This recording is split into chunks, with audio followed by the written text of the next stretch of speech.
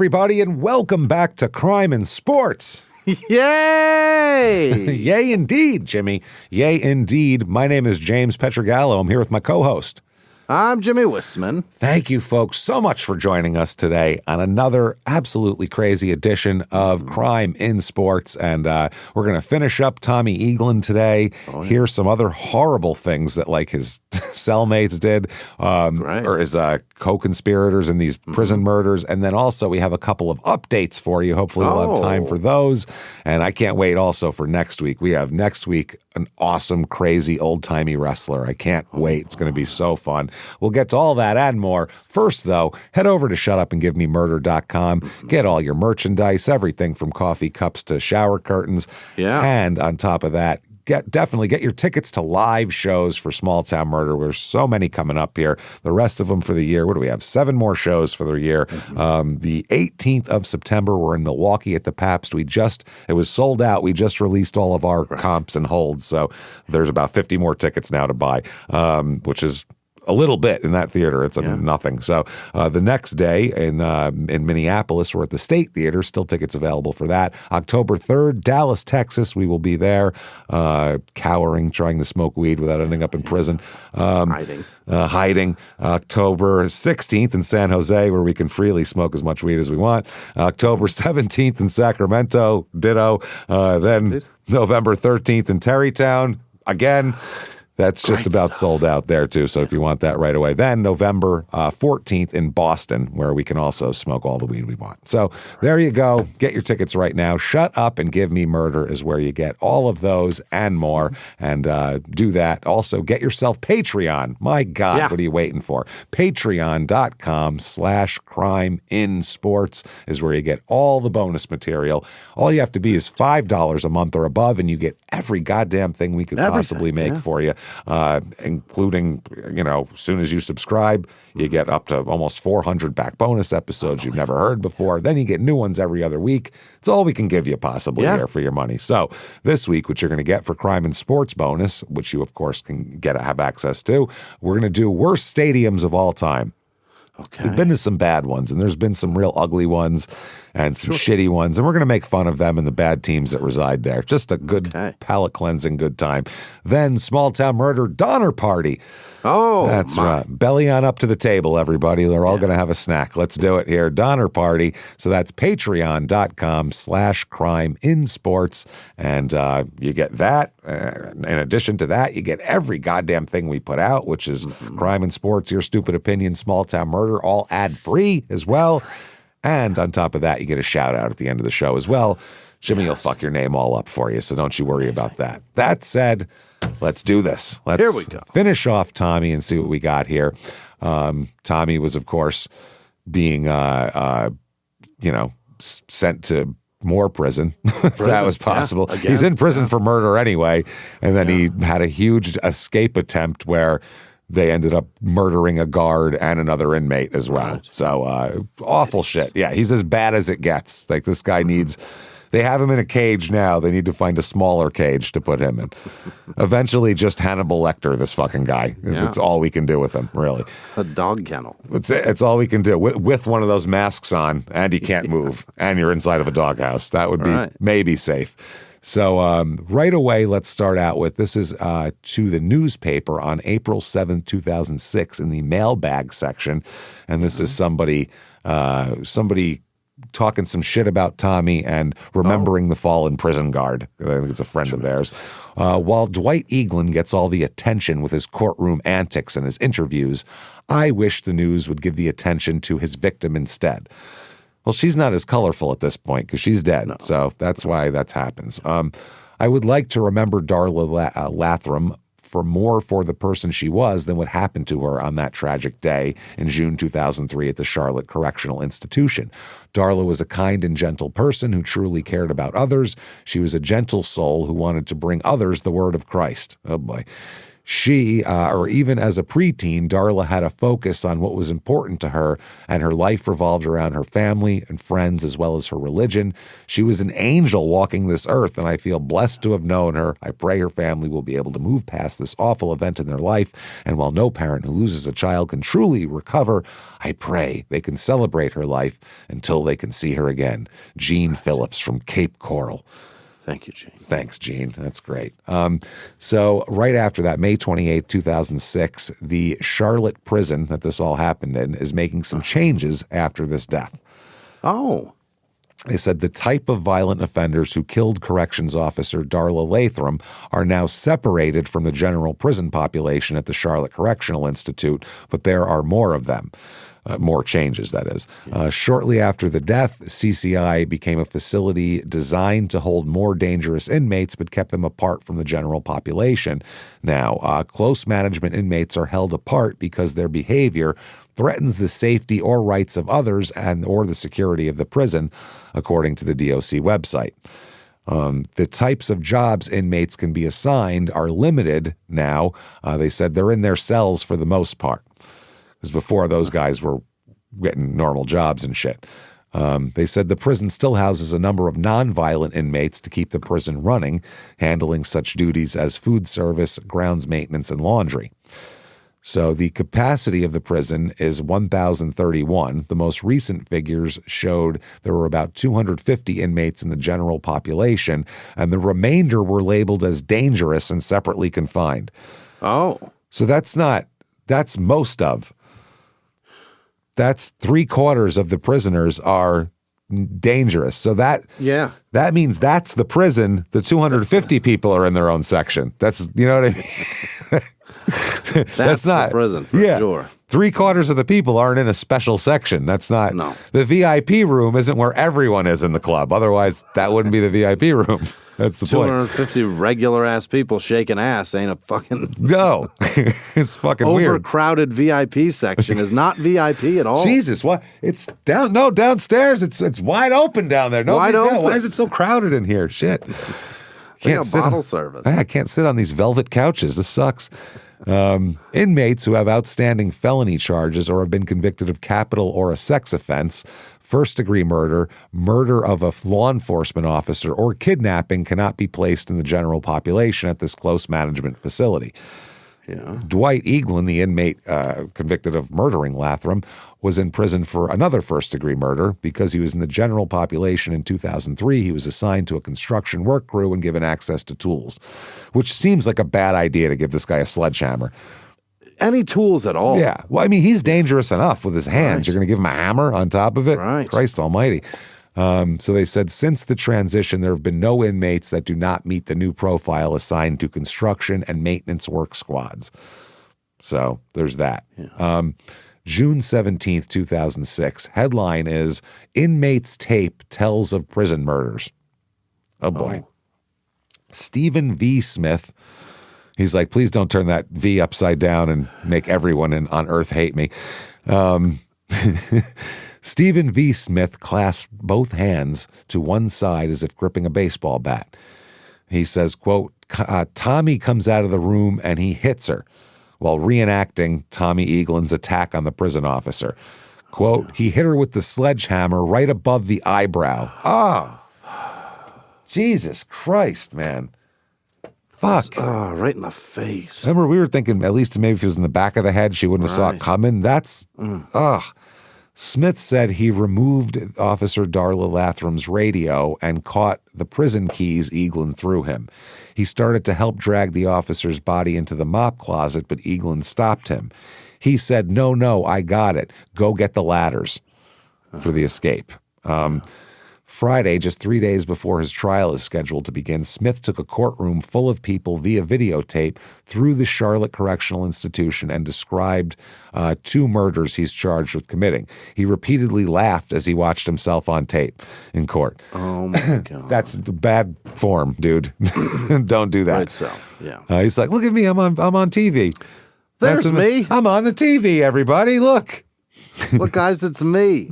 Yeah, like a kid in the 80s when you took them to J.C. Penney and they saw they had the one camera set up that went all to the TVs, and you'd walk by it and walk back and put yourself on. Or you walk in a Target and see the display TV that shows everybody walking. That and you're too, like, yeah. Hey, there's there me. they are. Yeah. It's us. Can't help but look at it for some reason. That's what he's doing. Circuit Judge William Blackwell will rule whether the jury will view the video taped July 31st, 2003. Wow. So Smith, Eaglin, and Michael Jones were all charged with 2 counts of first-degree murder. They were part of a 5-man work squad that we know all about. Eaglin was convicted of the killings and sentenced to death, obviously. Yeah. Smith was in prison for a previous murder as well. He pleaded not guilty, so he hasn't been there yet. He is competent for trial, they ruled, though. But this was the first time the public heard the gruesome details of the murders from the mouth of one of the killers. Smith pinned both homicides on Eaglin, which is all both convenient and believable. That's the problem. Yeah. Smith could be sentenced to death if the prosecutors prove Latham or Fuston died during the escape attempt.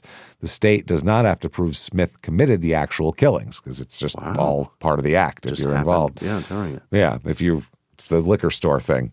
You know what I mean? Yeah. Right. You're both in there. Defense attorney Paul Sullivan argued that the judge should suppress Smith's statements according to the video, including the video recording, because they were not freely and voluntarily made.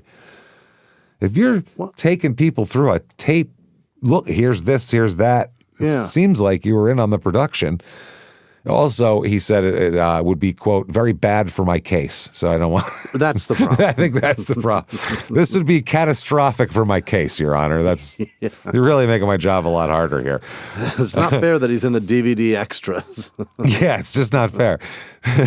Smith gave his statements as a response to physical and psychological torment, fearing he would be harmed or killed if he did not cooperate, the lawyer wrote in a motion to the court. For at least a month, prison officers refused to provide him with soap, toilet paper, utensils, a toothpaste, a toothbrush, clothes, bedding, sheets, a towel, or a blanket, the motion states. He was fed irregularly or not at all as well. So they just left him to die, basically. One law enforcement officer testified that he called the state inspector general's office when he heard about Smith's treatment.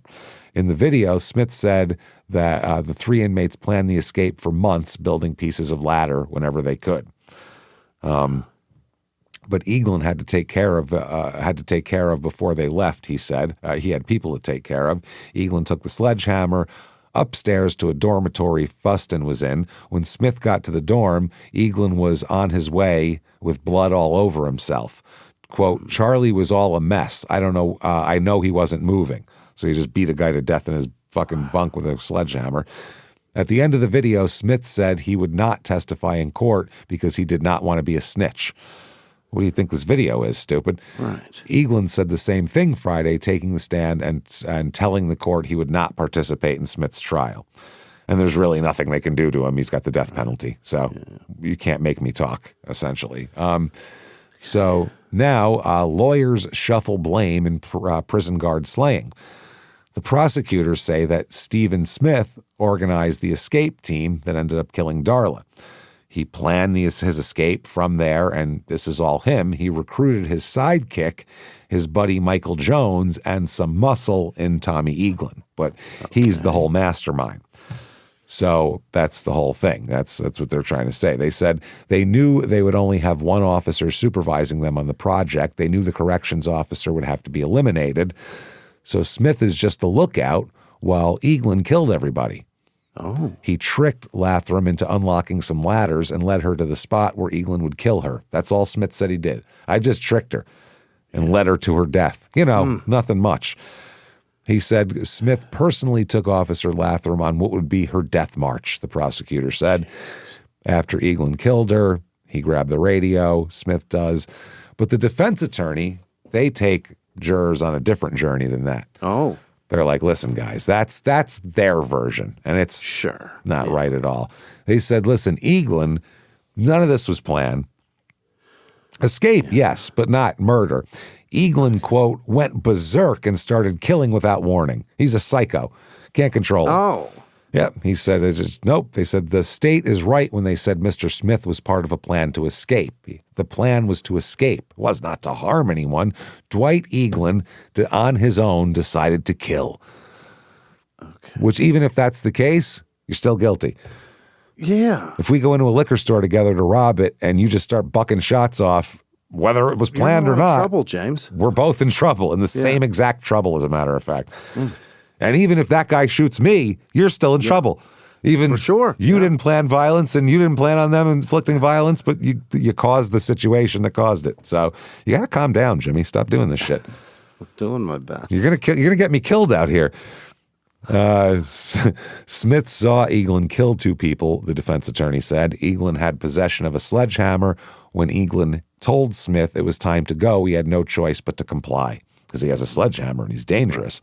When corrections officers found the inmates, Eaglin was trapped between the perimeter fences, quote, agitated, crazy, and covered in blood, he said. I think that is definitely the name of this episode. It's a pretty good name. Agitated, crazy, and what was it? Full of blood? Covered in blood. Yeah. Covered in blood. There we go. Excellent.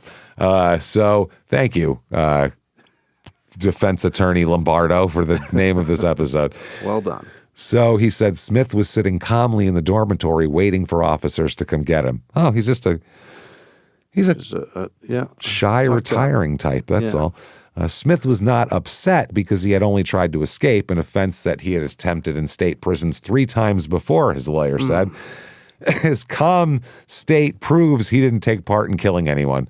Or is that right? He's a psychopath, one or the other. He's in there for murder. Man. Yeah. He can kill 2 people, including a fucking innocent woman, and be calm as a cucumber. Yeah. 2 minutes later, that's scarier than anything. I'd rather have him be agitated, crazy, and covered in blood. That I can understand. I'd go, you'd have to get to that state to do what you did. If you did it calmly, you're fucked up. Yeah. Wow. So the state is no longer holding Smith responsible for inmate Fuston's murder. Smith was originally charged with both murders, but prosecutors dropped the second homicide charge, just the guard now. The prosecutor said he would not discuss the decision while the trial is ongoing. And the defense said, quote, I'm not surprised because they never had any evidence that my client was ever involved in any way with Mr. Fuston's death. Right. Now, Fuston's sister, Rosie, said she was very disappointed to hear Smith won't be tried for her brother's death. Quote, if he gets the death penalty, he's going to pay for what he did anyway. Right. Yeah, which Eaglin already got the death penalty, so all paid for. Not yet, but I mean, he's definitely made a pledge. He's on we'll his put way. it that way. Yeah. He's pledged something to the coffers, I would say, the way I would put it. June 25th, 2006. Here we go. Jury is in, and the jury finds him guilty of first-degree murder, Stephen V. Smith, the buddy there. Yes, first-degree murder of the guard.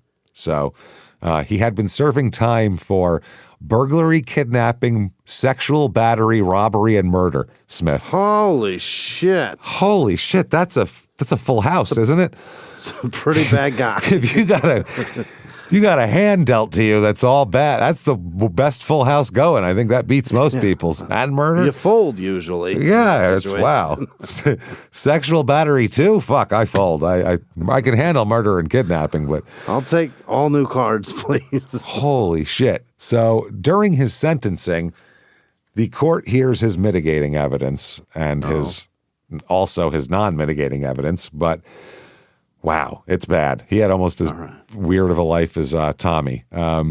Quote, depraved acts stain the past of a man recently convicted of murdering a Charlotte Correctional Institution officer. Depraved acts stain. Ugh. Some he committed, some were committed against him, which is kind of how it works usually. Yeah. It's usually committed against you before you commit any on anyone else. You don't get nice people. It's the dog theory. It's Oscar. Yeah. I have a dog named Oscar. He's a German short-haired pointer, and he is the happiest being that's ever walked the earth. No one has ever been mean to him. I know where he came from. They're nice people. No one's ever hit him, shoved him, even really yelled at him that mean. Like everyone is the nicest thing possible to Oscar. He loves everything. He loves it. But if we got him and kicked the shit out of him for 6 months and then we're nice to him, he'd still be fucked up. He'd be barking at people, snapping at the UPS guy. Instead, he tries to get in his truck when you're nice to him. That's what happens. So I think it's the same thing with people. You have to kick them a little bit before they're mean. Yeah, it's generally, you got to, and it can be both ways, I imagine. I'll bet there's somebody that had a real great life that turned out to be a real piece of shit. But for the most part, if you're pretty good to a kid, they turn out to be pretty good people. Pretty good. Or they have some sort of organic mental disorder, you know what I mean, that has nothing to do with anything. Underlying that you can't fix anyway. Yeah, usually a sane person that's nice. I mean, they might fly off the handle after having 5 glasses of wine and kill their wife in their 40s or 30s or some shit like that, but they're not going to be a serial killer probably or, something like that.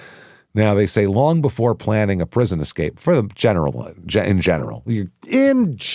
Everything we say, this is like, it's always 80 to 85%. There's always an exception. There's always an actually. We get that. So everybody save your actuallys. Actually, we know there's one guy. But I love every one an of him, actually. there's 100 of that.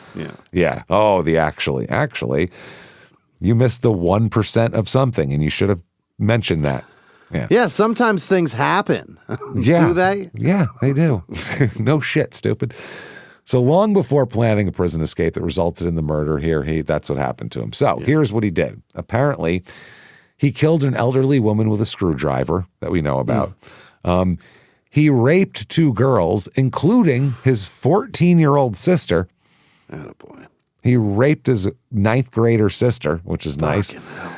Further back, Smith's father beat his wife and sons and repeatedly raped his daughters. Well, there you go. That's what I mean. You don't rape your 14-year-old sister unless you've either had it done to you or have had it done in front of you. You have to be taught that generally, unless you have some sort of organic mental disorder for the most part. So, Smith's mother did nothing to protect them. This sounds familiar. It's just like Tommy's life. It's the same thing, which leads to murder. The attorney said, that's the defense attorney trying to put him in the bed. His mother didn't protect him. Oh, God. The jury, like we said, found him guilty here. He could be punished by death or another sentence, obviously. So where is this? Okay. So in March 1990, Smith left his wife and 2 children at a park in Broward County and took off on a friend's scooter to find a house to burglarize. Hey, you keep the kids here. No, play some badminton or something. I'm going to go rob some shit. I just borrowed a getaway car that is a scooter. Yeah, it's a fucking scooter. That's from the assistant state attorney reading the information from his own sworn statement. Smith, looking for money to buy crack cocaine. Right. It gets better and better. Scouted out several neighborhoods. The prosecutor said. Smith used a shovel to break into a home and was going through a closet when 75-year-old Blanche Costello came up behind him.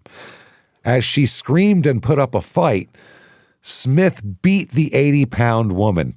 Oh, for heaven's sake. First of all, I love a 75-year-old. I love a woman whose age and weight are basically the same, and she's willing to put up a fight. That's impressive to me. That's... Wow, that's a bad bitch. Okay. As she screamed, my God, Laporte said, reading from Smith's statement, quote, I hit her again. I kicked her. I kicked her. I kicked her again. Then he spotted a screwdriver, quote, I just pressed down and it went right in her. Of course it. Thin old people's skin they have. Wow. Then he took the money. He was shocked? He's surprised by that? Didn't think it would go right in there like that. Wow. I can't believe it. Unbelievable. Then he took the money and bought cocaine and smoked it in the park with his wife and his friend. Nice word. No word on where the kids went during that. In April 1990, Smith burglarized another Broward County home looking for drug money. They said he found a 12-year-old girl in her bed, put a gun to her head and raped her. Oh, dear Okay, Lord. You can't, Dwight's Tommy's a bad guy. He's a piece of shit. He's a murderer. I think Tommy also has a lot of brain damage. there's something wrong. I think his dad probably caused tons of brain damage. He was Possible, knocked completely unconscious more times than he can count as a child, which isn't good for you as it develops. And then he's a boxer constantly and a type of boxer who defense was not a priority for him. No, he wasn't fending off. This fucking guy is a sick bastard, period. I don't see Tommy raping a 12-year-old at gunpoint. Yeah. You know what I mean? Yeah. Wow.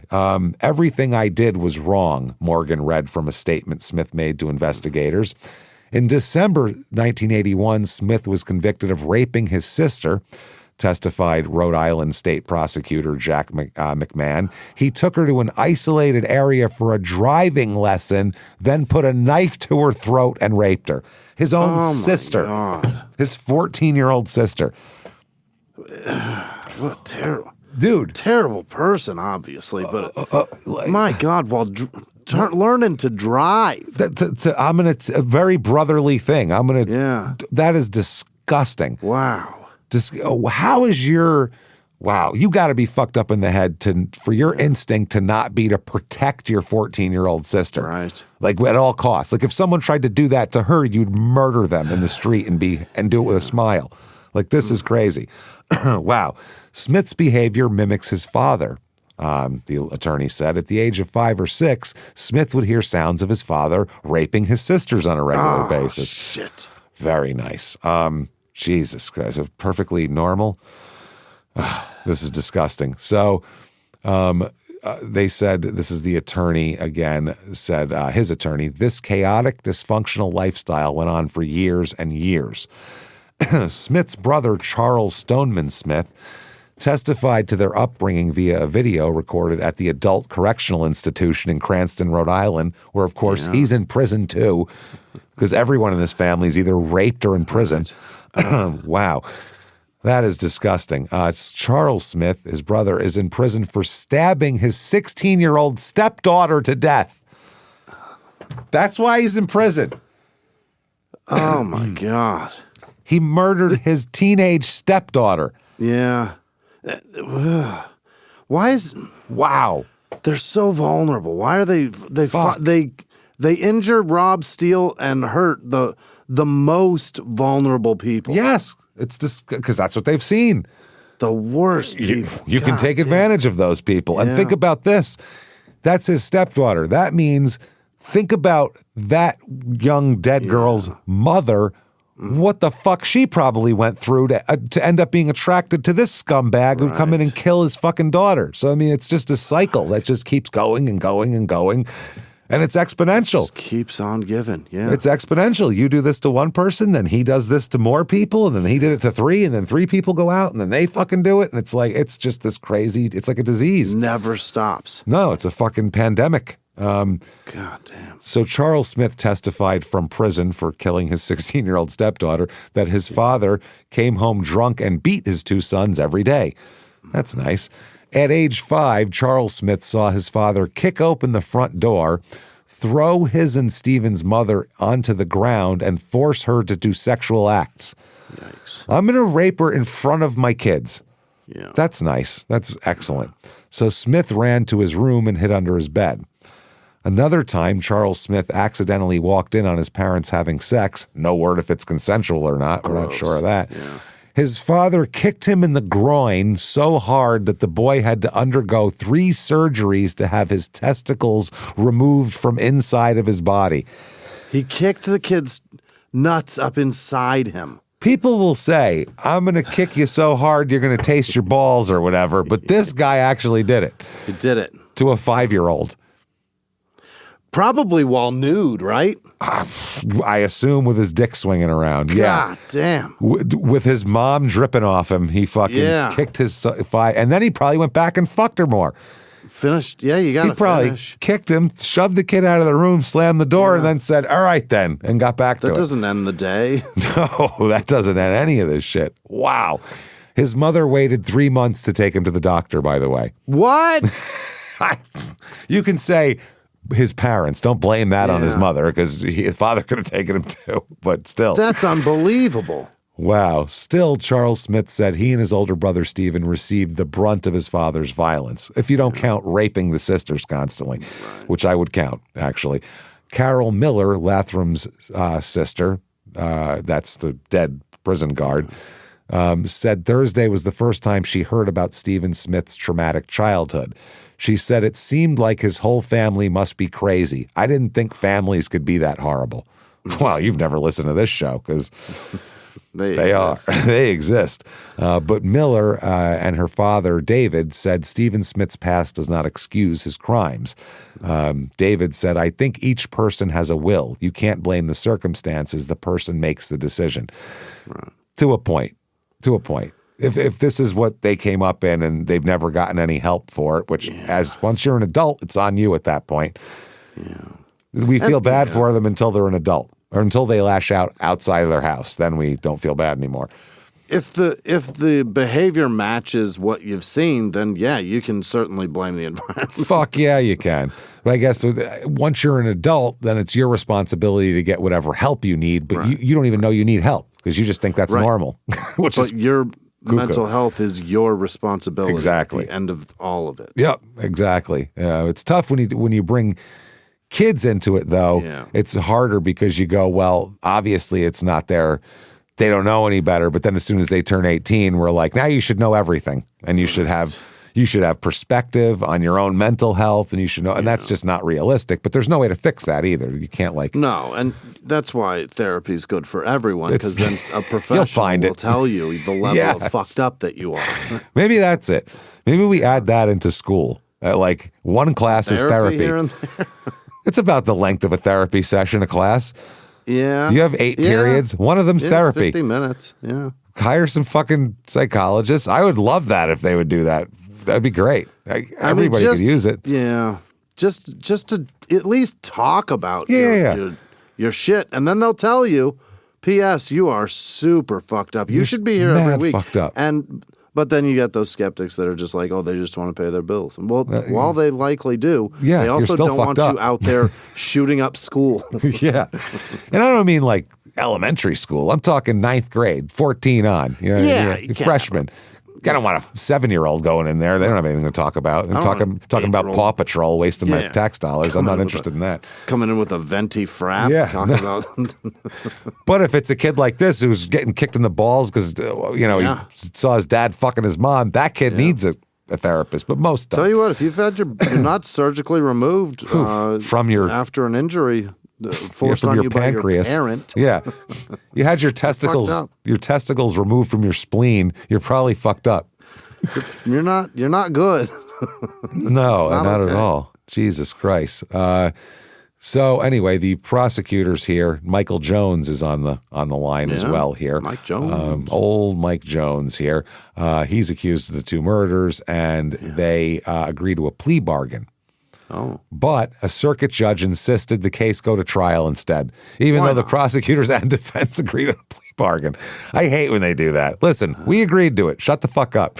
No, we like trials around here. We're going to do a trial. The judge reviewed 2 recent mental health evaluations of Jones and deemed him still competent to proceed.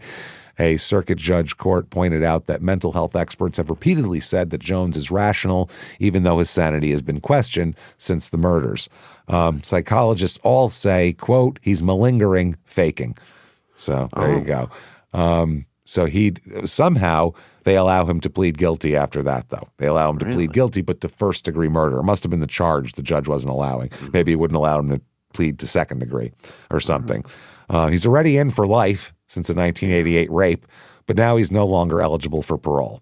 So really? Yeah. They said short of being involved in the escape attempt, there isn't much proof that he participated in the killings. Smith didn't say he did. Dwight's not talking, Tommy. Right. So they said even if the state had taken him to trial, prosecutors would have a hard time getting him the death penalty because there's no proof, so it'd be really hard. Still, at least 2 of Latham's sisters were disappointed that he didn't get the same sentence. Quote, I still think he deserves it. This is kind of bittersweet. Okay. Now, also, Stephen Smith, by the way, Stephen Smith, you, sir, may fuck off. Death penalty. Oh. He gets the death penalty. Yeah. So, yeah, his life is flattered and hammered shit, as in the words of Ellsworth. It is not good at all. It gets worse for Michael Jones, though. How so? Well, July 26, 2008, he's dead. Oh, fuck. So way worse. Yeah. Yeah. He's died. He died of natural causes at 51, which I'm like, what? Huh? 51. What is this? That's a strong grabber at 51. What is this? Yeah. What are we in 1486? What fucking year is this? Yeah. Natural causes at 51. That's a strong. I mean, he's been institutionalized for a while, so it could be institutionalized diet that did Yeah. it. But I mean, I guess hardening of that's the not arteries. natural cause. That's That's just. Yeah. You have to, like, if he had like a heart disease or if he had diabetes or if he. That's a cause of death. That's not Did he natural have a cause. genetic brain disorder that gave him an aneurysm? That's, I mean, technically natural causes. It's technically a tumor is natural. I mean, nobody implanted it in you. It's not made of metal or anything, but that doesn't mean it's a natural cause. Yeah. Either way, that's all we get. June 5th, 2009, Tommy is appealing here. He's appealing his death sentence, and the Florida Supreme Court ruled 6-0 against him. So he gets fucked there. This is just the automatic appeal because it's a death case. He gets nothing. June 2010, there's a neurological examination. Oh. This is very interesting. Thomas Hyde, MD, PhD, is a behavioral neurologist who currently works as a chief operating officer at the Lieber Institute for Brain Development. Great. Your old job, remember? Yeah. Yeah, that was a tough one. You got fired pretty fast from that one. Great. Yeah, they were like, nope. A private nonprofit research organization associated with Johns Hopkins in Baltimore. A behavioral neurologist is a neurologist who studies the diseases of the brain that affect behavior. Neurology is a medical subspecialty that studies brain diseases, and behavioral neurologists focus on those aspects of diseases that affect the brain and manifest themselves as abnormal behavior. It's a very interesting job, but you have to be very sciencey, I would imagine, because you have to be like a medical doctor, which that's a lot. To understand it. Yeah. So June 2002, you can't just be a layman going, that sounds interesting. I'm going to get into that. Hey, where do I go for this? Is there like a community college course I can take down at the old junior college? That or sounds like it pays well. That sounds really interesting. Huh? Whoa, well, let me look this up. Oh, you need a lot of schooling. Okay, never mind. So in June 2010, Dr. Hyde conducted a neurological examination of Tommy Eaglin, including a neuropsychiatric history to reach some general conclusion about his neuropsychiatric status. Right. I'd say fucked up probably here. In addition to obtaining a detailed history, he also performed a detailed neurological examination that included a mini mental state examination as well as cranial nerve, motor, gait, and sensory examinations and a limited general physical examination. Hyde diagnosed Eaglin with bipolar disorder, not otherwise specified, as well as post-traumatic stress disorder, which, duh, I mean, anybody could have done that. Maybe you don't have to go to that much school for this. I think I could. Sounds as though you could just grab a vague diagnosis right out of a book. Yeah, I would think. You don't even barely need a book. No. You could hear that shit just in conversation and be like, yeah, that's PTSD, right? Shit. He's got it. They said Dr. Hyde also found Eaglin had a history of repeated closed head injuries. Here we go. And was at risk for CTE. He found no indication that they can't test for that here. That's not what you need. Lots of different tests to do that. He also found no indication of antisocial personality disorder, noting that Eaglin's history of bipolar as well as rapid mood fluctuations would make it very difficult to diagnose such a disorder. He was diagnosed with conduct disorder as a child in 1993. Many children diagnosed with conduct disorder do not later develop antisocial personality disorder. So it's not one causes the other, or they go hand in hand. But the CTE thing was what he's saying is this is what I can find as far as mental illness, but that may be caused by CTE also. That could be that could all be a root of the CTE could be the root of all this problem that's causing mental illness at this point. By the way, have you seen Tony Dorsett lately? Is he fat? No, I wish he was fat. I wish he was fat and could talk like he didn't have marbles in his mouth. This poor man. Tony Jimmie, Dorsett is fucked up? he did an interview at the Hall of Fame. ESPN did an interview with him, and he's not like cognitively. I guess it's not looking. No. He said everyone thought he was drunk, but he was. Yeah, it's fucking sad. Maybe that's been going on a while because when I met him, he seemed, he was so fucked. What I assumed was hammered because everybody at this party was so hammered. Chris Berman was disgusting. Yeah, he's always disgusting. Yeah, he was disgusting. He might have been hammered too. But this is it's sad, dude. So I just assumed he was just super fucked up. That's a running back. He may have been going through this a while. That's a small guy who took an awful lot of hits. So little. He's not a big man. He's not a big man, and he took a lot of hits when he was back in the day. I mean, he played for the Cowboys. You know, he was doing on turf. Right. Hard nose. We play to win, and we bleed for this shit. And he came out. This pussy shit we got today. I think 77 was his rookie year. So back then that's right. You could literally have a concussion, be out cold. They'd give you smelling salts to get you back on the line to play the next play back then. Look at the, Tom Waddle for the Bears, I believe. Yeah. There's a Monday Night Football game from the 90s. It's like the mid-90s where he gets knocked out fucking cold in the end zone. I'm talking on the ground, out, completely cold, smelling salts, the whole deal. He is out 3 plays later, catching a pass and getting hit again. It's fucking insane. That's how they used to play it. This little man got his bell rung a lot. Yeah, he's a running back, so every goddamn play he's taking a hit that he catches, that he gets the ball or hands it off. So then there's a psych evaluation. This is David Pickar, MD, a psychiatrist with expertise in mental illness who specializes in schizophrenia, psychosis, neuropharmacology. He also testifies here as a practicing psychiatrist. He prescribes medications, including psychotropic medications, and he conducted a psychiatric evaluation in Stark, Florida on Tommy in 2010.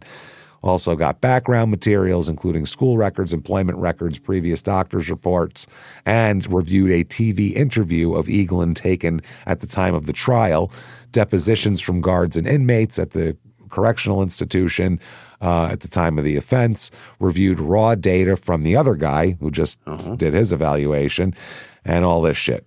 Part of his evaluation performed a mental status exam, typical in normal psychiatric interviews. The purpose of the exam was to assess Tommy's clinical state at the time of the interview. Specifically, Dr. Pickar wanted to assess whether Eaglin was psychotic. Oh. Which, I mean, I think you're splitting hairs here. His actions are psychotic, so what's the difference?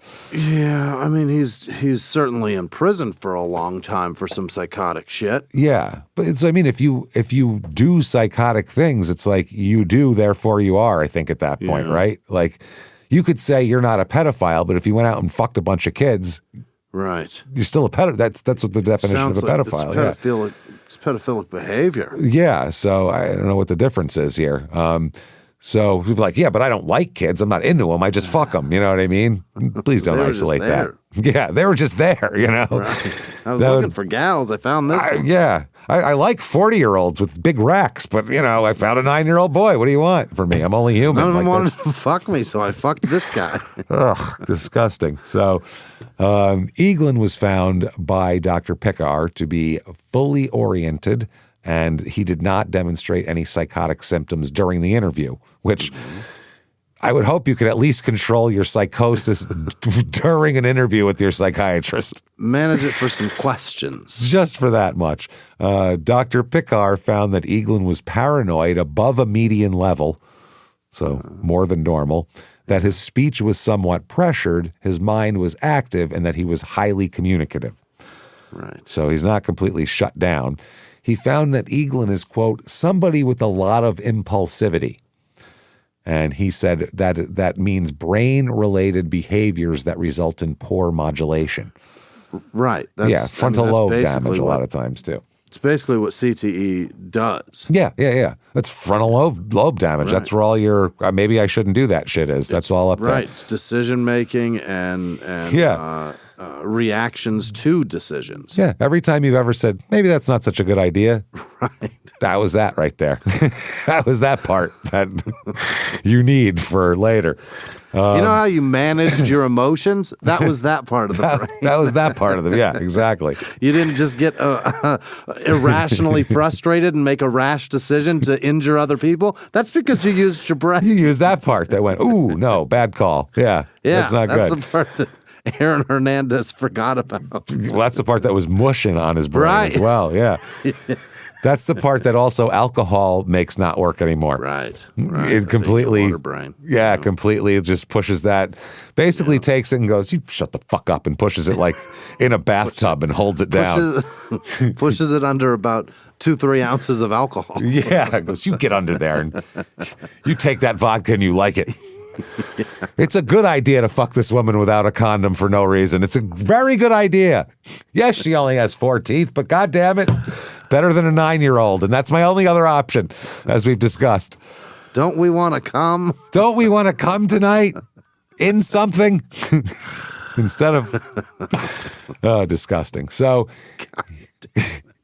now, as a 12-year-old, they say he exhibited types of behavior starting from early childhood. As a 12-year-old, he also had neuropsychological testing. The testing established that Eaglin had a very high IQ, and at the time of the testing did not have any cognitive deficits in any particular areas. Great. That's when he was a child, I believe. Yeah. Dr. Picard distinguished between antisocial tendencies and impulsivity. According to Dr. Picard's assessment, he did not exhibit antisocial acts as a child, just impulsivity, which also can be affected by your dad constantly punching you in the face. Dr. Picard diagnosed Eaglin with bipolar, not otherwise specified, a major mental illness. He found, that's in the court docs, it's not my opinion. I didn't just say a major mental illness. That's according to the doctor. Hey, I have to specify because otherwise people get mad at me. People, everything they think I said the thing. It's like, I'm reading a thing that someone said. This is not my thing.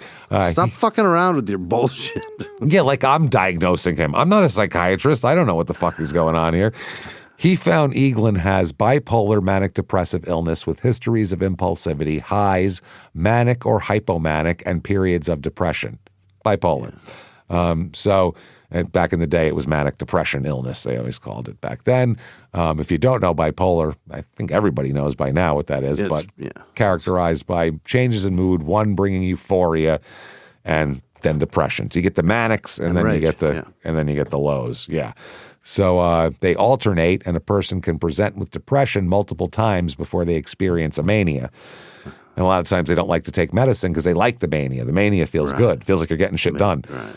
And you feel great on a manic, run. Manias and hypomania manifest in pressured speech, intense goal-oriented activity, grandiosity, poor sleep, and very active activity that may be harmful to oneself. He historically exhibited these characteristics and was well documented in the records reviewed by this doctor. In addition to bipolar disorder, the doctor found his history of concussions contribute to his behavior and to his mental illness, because that only exacerbates your mental illnesses. Right. The doctor also made a provisional diagnosis of PTSD. He just read his shit and was like, there's no way a human doesn't have PTSD after all that. Okay. Pretty sure you've got some shit lingering. Yeah, his dad used him as a speed bag, so that's got to be bad. Right. Dr. Picard was struck by the extent of abuse Eaglin suffered as a child, as well as how his history of mental illness was documented, or how well his history of mental illness was documented. As a child, he went through periods of crying and a lot of depression. That's only because he got taken away and put in place that they would evaluate him there. He engaged in headbanging and irritability. As early as age 10, he was identified as having mental health issues, which I think that's about as early as you can diagnose anything. I don't know how you wouldn't, yeah. Well, if a kid's acting weird when they're 7, you're just like, the kids are weird when they're 7. I don't know. You have to wait till they're about 10 where they kind of even out a little bit, I would think. Anyway, I don't know. So in addition to his developing mental illness, he also suffered head trauma as a high school football player and to a great extent as a Gold Glove and professional boxer.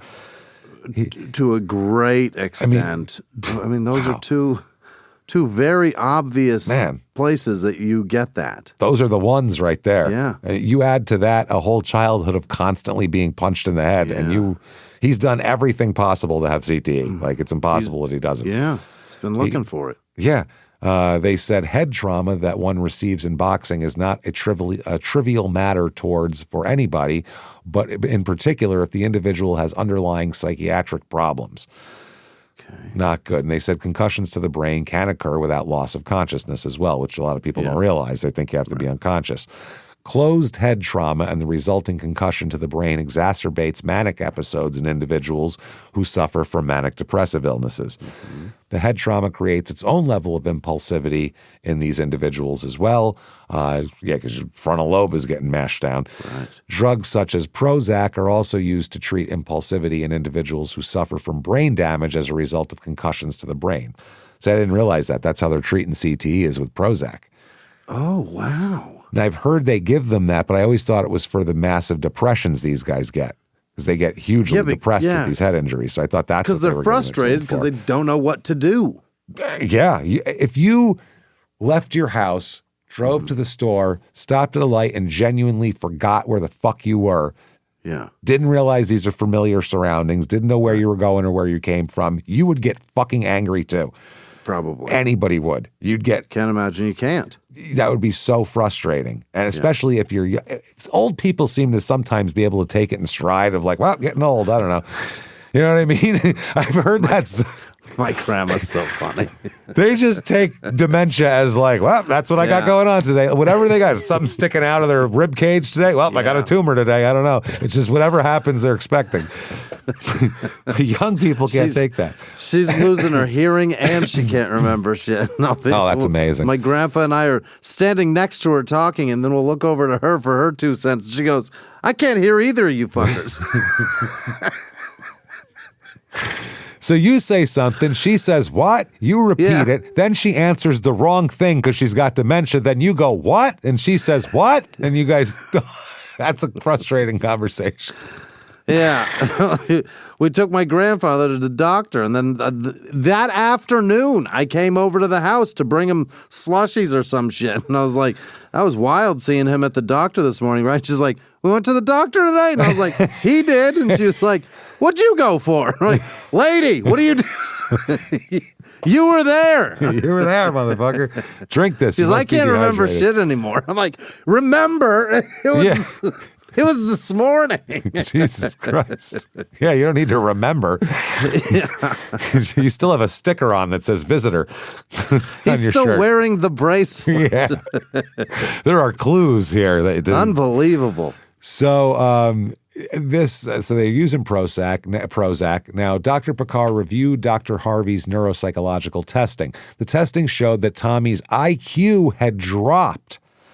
Which is indicative of, quote, focal damage and processing speed as a result of head trauma. Yeah. So he's like kind of, anecdotally diagnosing him with brain damage here. Right. He reviewed another doctor's findings. Both experts solidified his diagnoses, he said. Eaglin was incarcerated for most of his adulthood, and Dr. Picard was impressed with the level of care and organization by the Pinellas County Jail and Department of Corrections to identify his diagnosis, follow his diagnosis, and manage his condition. That's because he's dangerous. They wouldn't do any of that shit. If he was meek and 110 pounds and sat in the corner and shut the fuck up, they wouldn't do any of that. They wouldn't care. This guy hurts people. Yeah, this guy's you better keep him under control or he is a problem. And for the guards, too. Give him his fucking medication. I don't want him taking a swing at me. Who cares? As an inmate, he was treated with appropriate medications for bipolar disorder. From 98 through 2000, his bipolar disorder was treated with Depakote, Depakote, Prozac, and Elavil. So these are, stout medications. Especially the trio there. Yeah. While he was incarcerated at the Pinellas County Jail, the jail's initial psychiatric assessment of Eaglin documents his extensive history of mental illness. Jail records again document that as early as age 10, he was treated for depression again, like we talked about, impulsivity and for anger that this treatment included medication. As a young adult, he was prescribed Prozac for many manic episodes. He further reported at the time of the Pinellas County offense that he was on Prozac, alcohol, and coke. Alcohol and coke. I don't know what that does with the Prozac, but I don't know if he found a cocktail that worked for him here or if those things all counteract each other and don't work. You're right. not meant to drink when you're on antipsychotics for sure, but antidepressants aren't helped along either with alcohol. No. Like people, like I've heard doctors say, like if someone's on an antidepressant, they have a couple glasses of wine once in a while or something like that, but they shouldn't manage be. alcohol intake is what they say. Yeah, not I get shit-faced, I go out and have 20 drinks and a bunch of Coke on top of it. I don't think, because God knows what the fuck that does too. Holy shit. I can't call it. Wow, imagine, I'd love to like take a tour, like wow, have like a backpack on and look around his brain while that's going on. So the Prozac's doing, oh, here comes the booze, watch out. Oh no, the Coke's coming. It's like a tidal wave, shit's going crazy. It's all sorts of shit lighting up. Those monkeys dancing are because there's cocaine in here. That's what causes monkeys to dance. At the time of the assessment, the jail personnel considered bipolar disorder, post-traumatic stress disorder, and history of substance abuse as possible diagnoses. The jail prescribed Depakote and Elavil as part of his treatment plan. However, the next month, Eaglin asked to be placed in segregation because, quote, his head isn't right. That's for sure. Hey, if this guy comes up to me and goes, my head isn't right, put me up, we'll lock you away as long as you want us to, sir. Here you go. My head isn't right. I need segregation. Yeah, you do. Yes, that is you correct. do. What's the Hunter Thompson line about? Fuck, it's so funny about, because I wanted to take my head off, unscrew my neck and to unscrew my head from my neck and take a look at what makes it work or some shit. And when he was tripping on acid. That's the problem. That's the problem. My head isn't right. So he was afraid he would hurt someone, hurt another inmate, he said. He was also considered to be a suicide risk because his head wasn't right. Right. He was referred to a mental health professional at the jail, and he was prescribed valproic acid, a generic form of Depakote. That's all that is. The jail monitored his medication level through a series of blood tests to make sure it was working and he's taking it. According to the jail records, he took his mental condition very seriously, and they very assertively treated him with medication. That's the other thing, too, is a lot of inmates are they fight any sort of mental health treatment as well. They don't want any part of it. So, and some guys do and they don't help them, so it goes both ways. However, as of May 98, Eaglin reported that the Depakote caused him to shake and stutter, which is not good. Yeah, because that's a strong one. He was again diagnosed with bipolar disorder in October that same year, and he again requested medical attention. He said, I need to speak with you about my anger management. I'm angry for hardly anything. I snap into bad moods. My moods swing a lot again. Oof, that's dangerous. The request is indicative of the seriousness of his medical condition. However, there's also an indication that Eaglin does not suffer from antisocial personality disorder. Oh. That's what they keep saying. They don't think it's antisocial personality. We can rule that out, I think, by now. Yeah. Everybody since he was 10. He's malingering that. He's just a threat to everything and everyone around him. Yes, it's just the other things causing him to have symptoms that sort of mirror that, I guess. The jail continued to prescribe Depakote and monitor his blood levels through February of 2000. After his conviction and sentence in Pinellas County, he was evaluated by the Department of Corrections on January 23rd, 2001, again diagnosed with bipolar, as well as 304.8 polysubstance abuse. I guess that's like the code. 3048 is a polysubstance abuse, meaning multiple substances. Yeah, multiple things. Coke. Booze, coke. Booze, Yeah. February 2001 through April 2003, the Department of Corrections prescribed a variation of medication to Eaglin in an effort to treat and manage the bipolar, including, Jesus, this is in 2 years, Depakote, Tegretol, which I thought Tegretol was for seizures or something. I think it's an anti-seizure, but it can also be used for anxiety possibly. Depakote, Tegretol, lithium, sertraline, which is I guess a Prozac derivative, and fluoxetine or Prozac, one of the two. Okay, so Prozac and fluoxetine are the same thing? Apparently, yeah, you can give them one or the other. And sertraline is a cousin of Prozac, apparently. Okay. And then lithium is lithium. And Tegretol, I believe, was originally a seizure medication, but they used it for other things. And then Depakote is Depakote. Okay. However, as of March 2003, he was not receiving any medication. Really? You can't go from all that to nothing. Unmedicated in the joint. Yikes. Prior to stopping his medication, he had not engaged in any violent episodes for quite some time. But in April, he was placed in special confinement for fighting in the prison. As soon as his meds wore off, he was ready to fucking throw down again. Yeah. In June 2003 is when he tried to escape from prison. Yeah. So he was only off meds for 3 months when all this went down. That's, oh boy. Man. He requires so much. You can't just take that shit out of someone's bloodstream. No. He requires a lot. The doctor said the stopping of psychotropic medication severely changes the chemistry in the brain landscapes. Abso-fucking-lutely. Especially since he was under control. You had it balanced, and now it's all fucked up. The doctor opined that prison escape was a manic suicide attempt by Eaglin. Oh. Which, I don't know if it was I think it was a manic attempt at something. It's certainly a manic attempt, but it's also I'm getting out or getting shot. It wasn't just an escape. Somebody got hurt. You know what I mean? Yeah. They mean like the attempt itself, the whole thing was sort of a manic suicide attempt that he wanted to get shot by the guards, but he also probably wanted to escape. So either one would work out. Either way, I'm leaving here today. Right. I'm getting out of here. Within a matter of weeks prior to the escape attempt, Eaglin lost his foster mother. He reported he wanted to die and stopped taking his bipolar medication as well. Okay. Not good. At the time of the crime, Eaglin was in a mixed state of mania and depression. His escape attempt was grandiose, not well organized, and did not correspond with his level of intelligence. I don't know. That fucking ladder sounded pretty ingenious. Yeah. That's pretty amazing. So that was pretty organized there. Well thought out, yeah. Yeah. While the other two prisoners ran back inside during the offense, Eaglin continued running toward the fence. The doctor concluded that Eaglin suffers from a major mental illness, and the history and development of his mental illness is surprisingly well documented. Right. Most people don't have all this shit since they're 10. Yeah. They don't get it till later on when they get in trouble.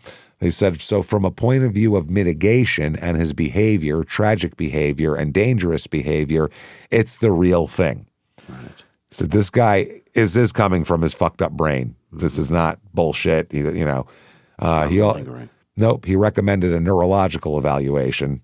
Okay. Find out how mushy his brain is. Yeah. So 2012, he's back in court as his attorneys introduce evidence they hope would lead to a new trial or lighten his sentence. New trial? New trial. Wow. His attorney said Monday that more evidence should have been presented during the penalty phase of the 2006 murder, including information about his past and mental state. But that would still only strike down his death penalty, not his conviction. That's the problem with that. They had him and his brother testifying, talking about all the horrors that we've gone over. I guess a chief petty officer in the Navy, Kenneth Eaglin, told the court, Kenneth is another brother, I guess. Yeah. Yes. The only one not in prison currently. He's in the Navy. Sure. See what I mean? They had to go either in prison or this guy said, I have no structure. He went in the fucking Navy and gave himself some structure. But yeah, these kids weren't just going to go off to college and get jobs in the white collar sector of shit, you know? He said most interactions with their father were marked by bursts of anger and violence. In his tears, Kenneth pleaded with Judge Christine Grider to be able to touch his brother as he finished his testimony and exited the courtrooms, but bailiffs denied his request. Okay. Eaglin is serving a life sentence. Yes, we knew that. Okay. 2012, a meeting with Dr. Hyde. Yes, literally Dr. Hyde. What? Yeah. Dr. Jekyll and Mr. Hyde. Yeah, this is Dr. Hyde. So we've mixed them into. Okay. All right. Dr. Hyde met with Eaglin for a second time in 2012, given the complexity of his case and that he has 2 major psychiatric disorders, as well as a complicated neurological history, including a single seizure as an adult while on Wellbutrin, chronic traumatic, CTE, closed head injury, and extensive history of football and boxing injuries. This doctor diagnosed him with PTSD, based on his verbal and physical abuse as a child. And he also spoke with Eaglin. All the records described a childhood of abuse and deprivation starting at a very early age. Dr. Hyde observed, quote, "In all my years of studying cases, including working at an inner city hospital, St. Elizabeth's Hospital in Washington, D.C., this is one of the most dysfunctional families I've ever encountered." Wow. We're talking, you could Crack epidemic. crack epidemic D.C. This family's more fucked up than that. Wow. Severe individual trauma as well as repeated trauma during his early childhood. These symptoms include frequent nightmares, flashbacks, possible fugue states.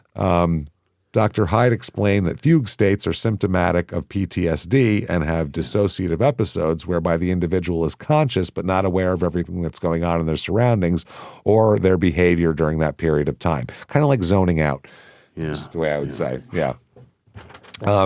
The second interview with Eaglin that Dr. Hyde did in 2012, Eaglin described PTSD-related symptoms, including nightmares and disturbing dreams since childhood, specifically dreams where he's punching and talking in his sleep, blanking out when angry or frustrated, flashbacks, and blackouts known as fugue states. He also experienced self-destructive behavior related to PTSD, including headbutting and burning himself. Oh. The doctor opined that Eaglin's escape attempt at Charlotte was directly related to his bipolar disorder.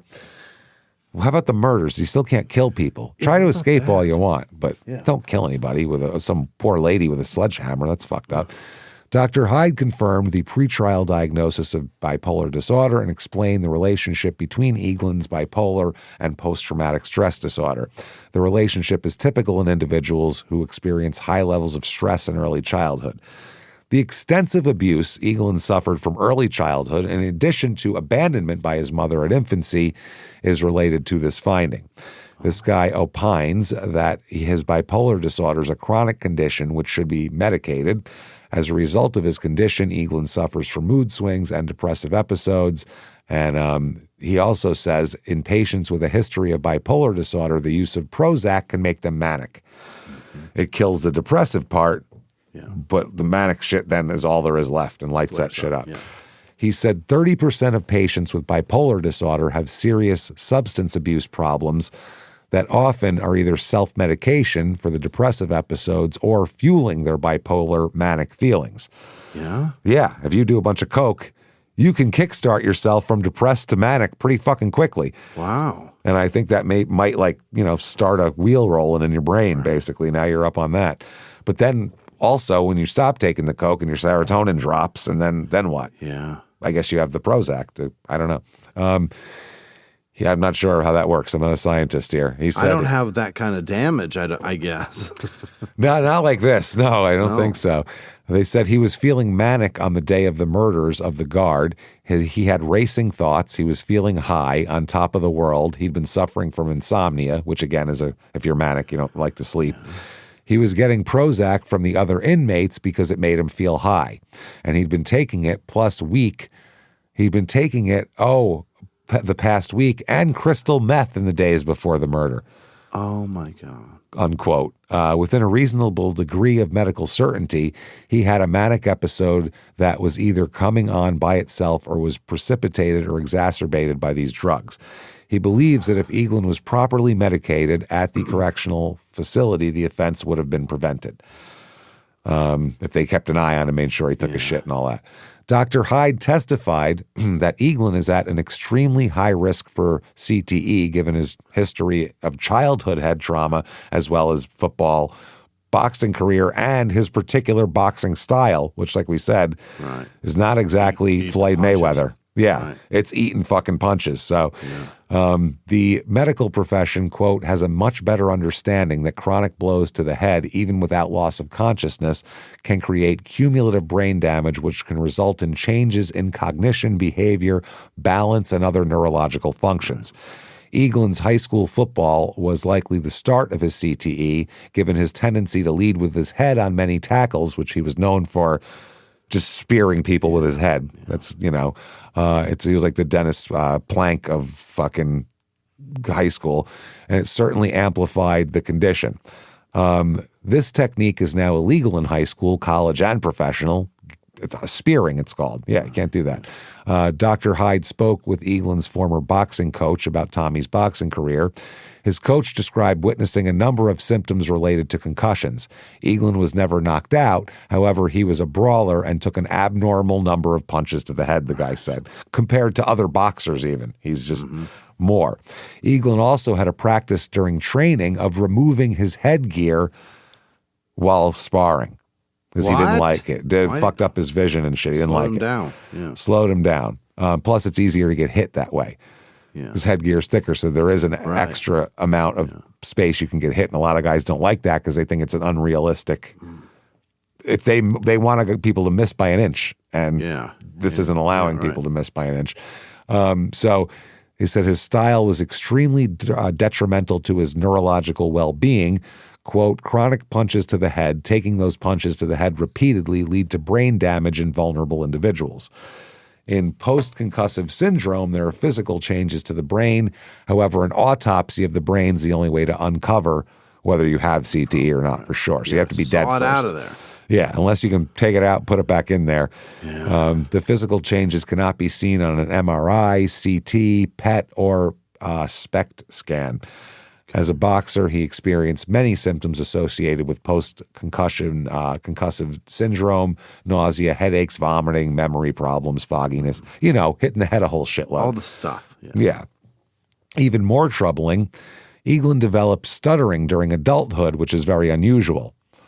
Incredibly, yeah. Yeah, that's usually a childhood thing that you get made fun of for. I mean, once in a while, maybe if you had 2 hours of sleep or something, your brain might not work right or whatever. But in general, you shouldn't constantly stutter, develop that as an adult. Probably for the best, yeah. Stuttering in adulthood is most commonly seen in Parkinson's disease, but has also been reported in individuals who have experienced closed head trauma. Oh. So if it starts later, that's a problem. And this is, again, coming from a doctor, so please don't actually me. I don't. This is just from him. Argue with this neuropsychologist or whatever the fuck he is. It's not me. Dr. Hyde recommended detailed neuropsychological testing by a neuropsychologist. After reviewing the data from the neuropsychologist testing, it was significant to him that Eaglin's IQ score dropped from a 1989 childhood score of 126 to a current score of 118. Oh, my. He opined the significant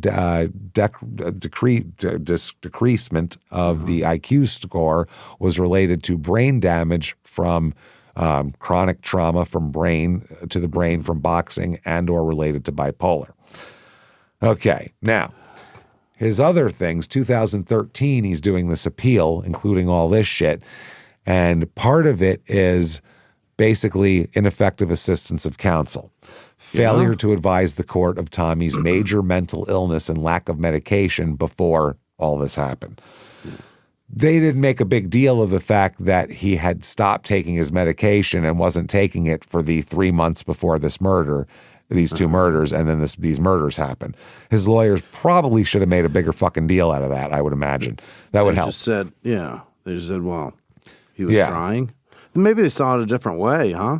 I don't know how. I mean, that's a huge mitigator there. Seems like it, yeah. I mean, it's not going to get him off completely, but it might get him out of the electric chair. Might help. Yeah. Might help. He was not competent. They said that Tommy Eaglin was not competent to waive the presentation of penalty phase mitigation because he waived presenting any mitigation. But they said the trial counsel was ineffective for failing to advise the court of his condition prior to the murders at the penalty phase. Said basically he wasn't competent to say he doesn't want that, and the lawyer should have went to the judge and said, listen, he's fucked up in the head. We need to present mitigating evidence, period.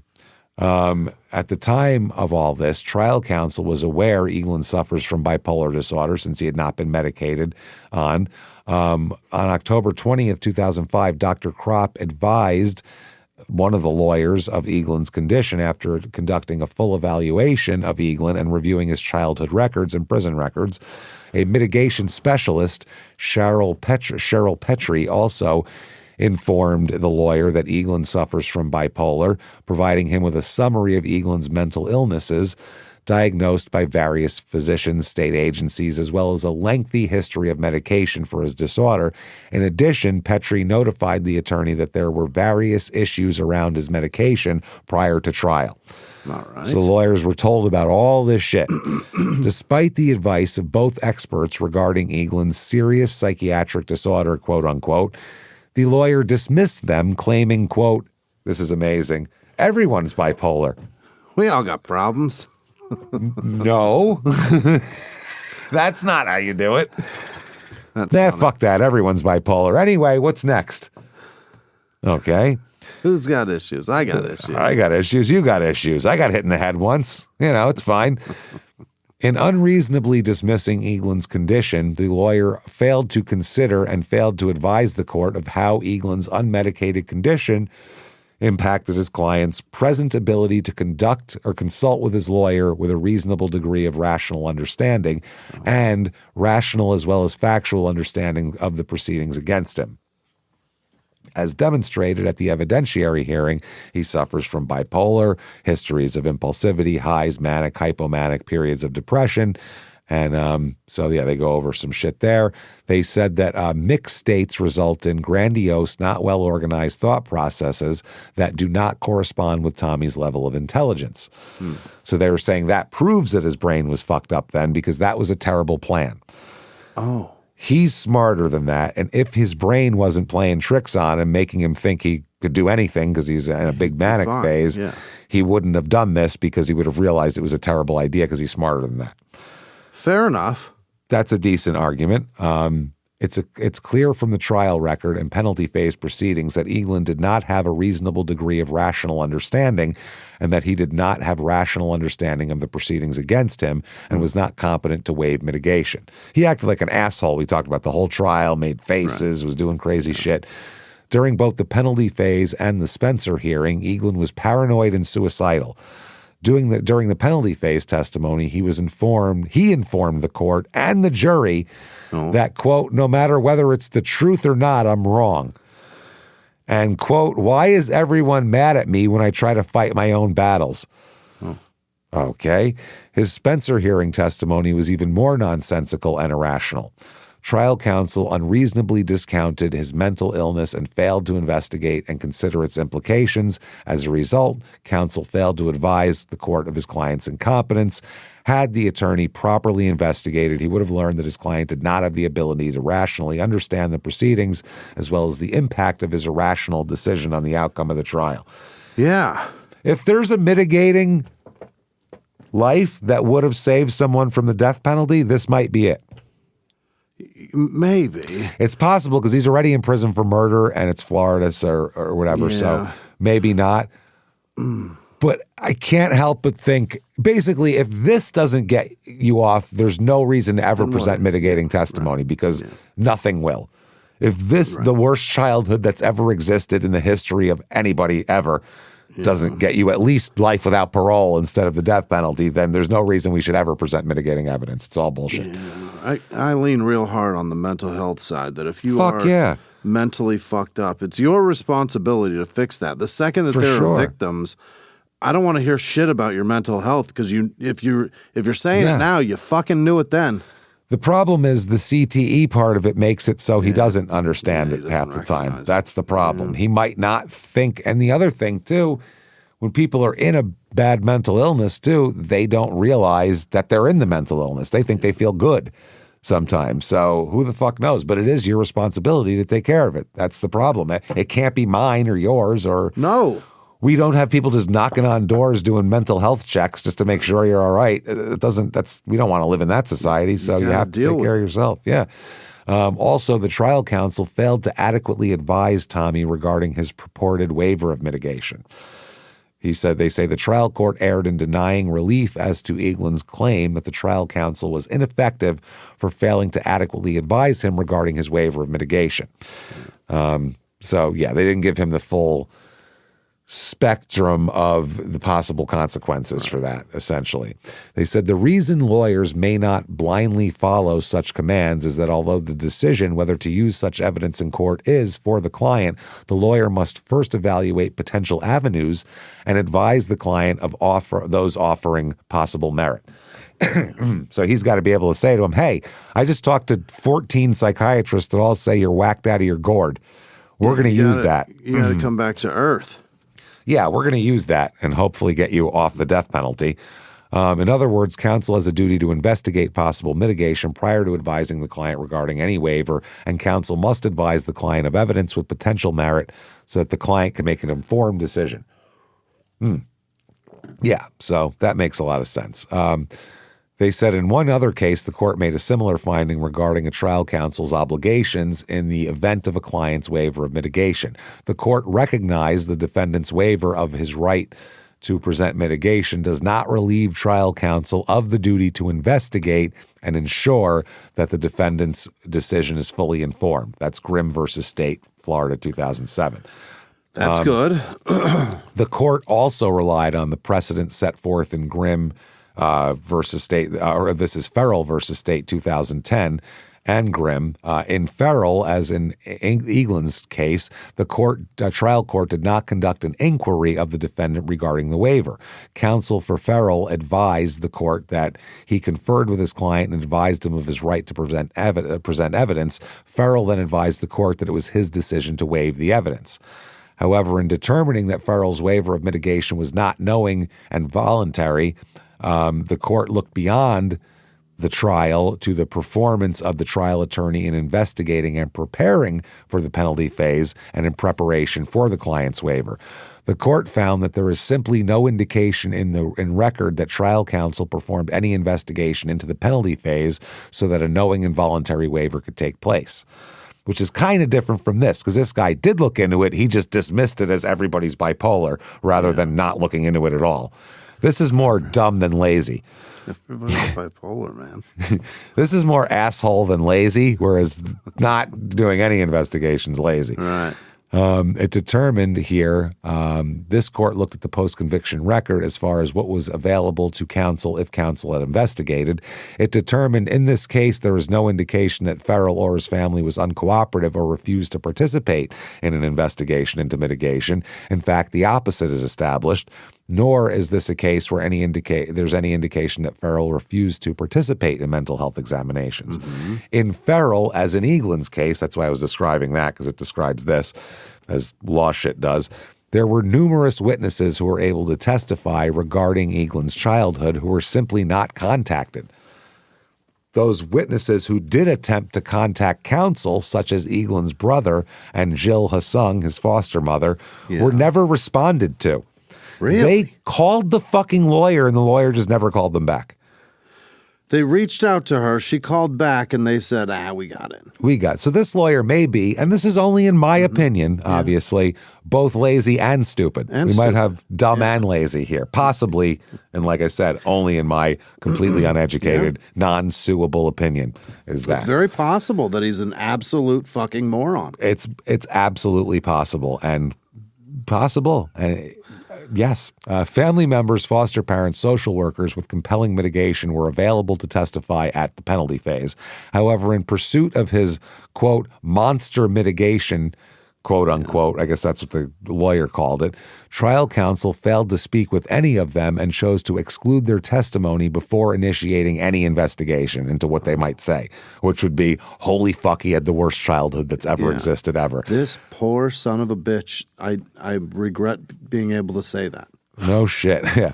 Therefore, Eaglin was never apprised by counsel of all that was available for his mitigation. His trial counsel failed to conduct any mitigation investigation prior to his decision to waive.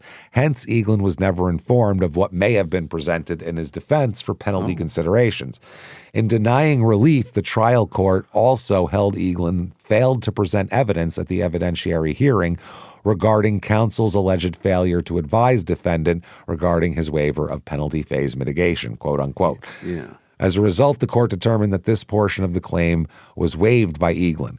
Competent, substantial evidence does not support the trial court's conclusions. Evidence was presented in post-conviction regarding his lawyer's failure to adequately counsel Eaglin regarding his waiver. The state's question, it's a waiver. The state's questioning of their witness on direct brought out the following. Question: did the defendant want you to present any information about his background and childhood? Answer: we didn't discuss that specifically. That wasn't our. Did you talk? I didn't talk. What the fuck did you discuss then, moron? That Jesus. wasn't my interest at the time. Wow. Okay. Did he ever ask you not to present or not to present anything about his upbringing? Answer: well, we didn't discuss that. That wasn't my area. Nope. Well, someone should tell him stuttering. It might mean cognitive decline. We didn't discuss that as in any kind of detail. And for the reason I didn't bring it up, it is that there were too many things in there, and that could become a double-edged sword and hurt him rather than help him. How the fuck? Oh, if his father beat him a little, it would have been good for him. But if the father, really pummeled him real good. I mean, speed bag, held him up by the fuck. That means that, that'll hurt him, obviously, in court. Wow. They say that his attorney's testimony indicates that it was his decision not to discuss with Eaglin the presentation of family and personal background as part of a penalty phase. And that's your lawyer's job. This guy's not a lawyer. He's a fucking boxer. He doesn't know this shit off the back of it. He's not a comedian with 14 podcasts. He doesn't know this shit. So it was his decision. The lawyer also testified he and Tommy never discussed calling any of Tommy's friends as witnesses in the penalty phase either. Really? Nothing. What is also clear from the record is that Eaglin was not opposed to the presentation of mitigation. During his lawyer's testimony, the state asked him about Eaglin's decision to not involve family members. In response, his lawyer corrected the state and clarified that Eaglin specifically told him, "Don't bring my mother into this." Don't let my mother, Well, yeah, because his mother wasn't around since he was born, so what the fuck would she have to say? And, quote, he did not encompass all of the family members. Okay. He testified, the lawyer did, that he couldn't answer the question as to whether we discussed the brother as a potential witness. He did testify that, quote, as far as talking it over with Dwight, we limited it to the statement he didn't want his mother involved and perhaps his brother. Then this document goes on to say, had counsel done the job he was constitutionally required to do, a wealth of mitigation was available that Eaglin would not have opposed. Post-conviction testimony by both trial counsel and their investigator established that even before meeting with Eaglin on July 23, 2003, his lawyer had already decided not to present traditional mitigation at penalty phase. Woof. They both testified that this lawyer had formulated his mitigation theory very early on in the case. Okay. The investigator, Weibel, stated that as early as June 16, 2003, a month after the crime, when he was formally asked to assist on the case, he was aware that this lawyer's theory of the case would be blaming the Department of Corrections for the murders. Oh, really? Yeah, because that'd be best for him, because that'll get a lot of headlines. Yeah. Not for his client, but for him, obviously. In July 2003, July 23rd, Weibel and Withee is the lawyer, by the way, Withee, which is a Withee. It's a terrible name. Withee, which is just a bad name. And you know what? That I don't even have to say is my opinion. That's you can't sue me for that. That's a bad one. My last name's Pietragallo. It's worse, so eat shit. Had their first meeting with Eaglin. The meeting lasted about an hour and a half, and the meeting was spent, quote, letting him know who we were and what we were about. Letting him know. Let him know what we're about, goddammit. During that interview, Eaglin provided them with some preliminary information about his family, that he hadn't seen his mother since he was very young, his father was abusive, that he was placed into foster care as a child, that during the meeting, Eaglin expressed concern that he did not want his mother involved in the case because, quote, all that she had been through with him. Right. His lawyer explained that Eaglin's request only pertained to his mother and did not encompass other family members. The first meeting was the only time the defense team discussed Eaglin's waiver with him. The lawyer did not discuss the matter further with Eaglin because he believed, quote, there was no sense in belaboring it. No sense in talking to my client about his legal options. No sense. Don't belabor his ability to defend himself. That's Jesus. Crazy. Wow. I'm trying to figure out if I believe this man is more lazy or incompetent, and it's really I keeps going back and forth. Withy never discussed with Eaglin the possibility of his friends or family members testifying at his penalty phase, and he never discussed with Eaglin whether or not he wanted his childhood presented at trial. Okay. Now, also, this is what they're claiming in the court documents. We don't know, what's true or not. Right. In contrast, that's what the court is there to decide. In contrast, the efforts by mitigation specialist Cheryl Petrie in Eaglin's first trial underscore the deficiencies in Withy's performance. Quote, it had been my experience from my mitigation work, this is the Cheryl Petrie, on more than 160 death penalty cases. Jesus, that's a lot. That most 60 death penalties? 160 she's worked on mitigation-wise. Kill you for anything. Fuck. The most capital defendants initially do not want their family involved in the penalty phase proceedings. In 2000, the first time I met with Tommy Eaglin, he informed me that he did not want to involve his family in the trial proceedings. However, after my initial conversation with Tommy, I spoke to him on numerous other occasions at the request of his attorneys. During these visits, I was able to explain to Tommy the purpose of presenting mitigation at a penalty phase, as well as the purpose of his family's involvement during the penalty phase proceedings. As a result of our conversations, Tommy eventually agreed to our mitigation investigation and to the presentation of his family as witnesses at the first trial. Mm-hmm. But the lawyer just never called them. No. He never just brought them in at all. He just said, yeah, he doesn't want a mitigation. That was that. Huh. Wow. Counsel's failure to properly advise Eaglin concerning the waiver is evident in the fact that on July 23, 2003, neither Withy nor McLaughlin were aware of the details of Eaglin's background.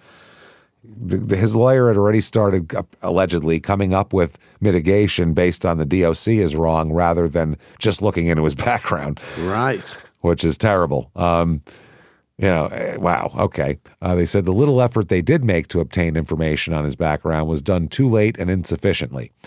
Weibel and Withy testified that they made an initial attempt to meet with Eaglin's mother, Anita Luckett, in March 2004, almost a year after their discussion with Eaglin regarding his waiver. While Weibel wrote to Luckett and asked her to contact other family members for them, no additional contact was made with Luckett or other family members after this meeting. In fact, a preliminary investigation into the case or a call to Petrie would have discovered that Luckett was estranged from the Eaglin family and would not have been able to help in the investigation. Her answer would have been, don't know. I'm useless. He was in diapers the last time I saw him. Not sure what happened to him as a kid. Maybe me leaving. That's a big part of it. Yeah, that's the possible. One. Yeah. But with the dad, I don't blame her. She had to run far and fast, save her own life. But you don't leave your kids there. Christ. Please don't. Furthermore, counsel's decision to interview Luckett regarding Eaglin's childhood is again indicative of how uninformed he was regarding his childhood. Oh. A review of Petrie's records or a call to Petrie would have informed him that Luckett was absent since he was an infant. The trial court misrepresented the record in determining that the record reflects the defense team visited defense's mother, grandfather, and other family members.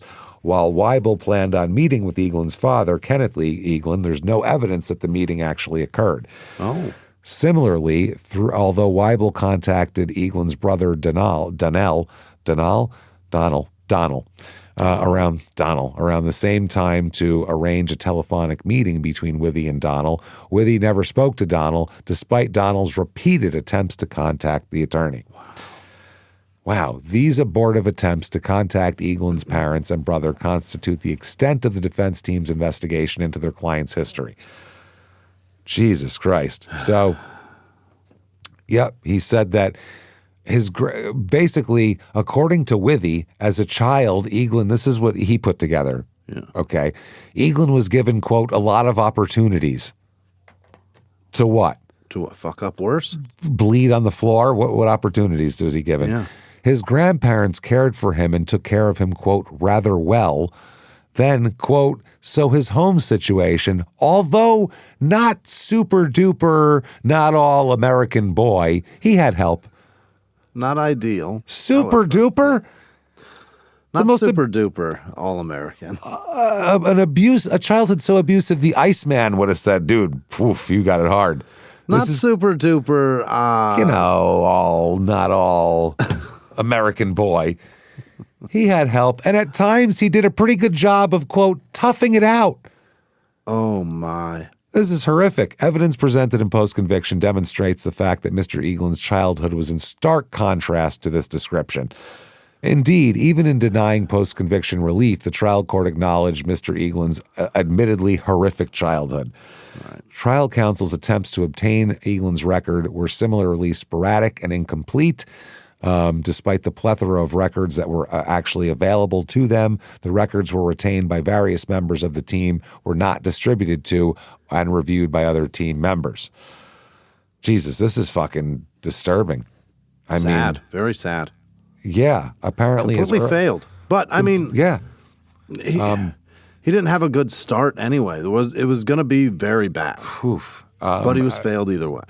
Yeah, they didn't ask Petrie to revisit her work, and as early as March 22nd, 2005, Petrie was instructed to cease all work on the case, and yet the lawyer still didn't review Petrie's materials and certainly did not provide the information to his investigator either. Nice.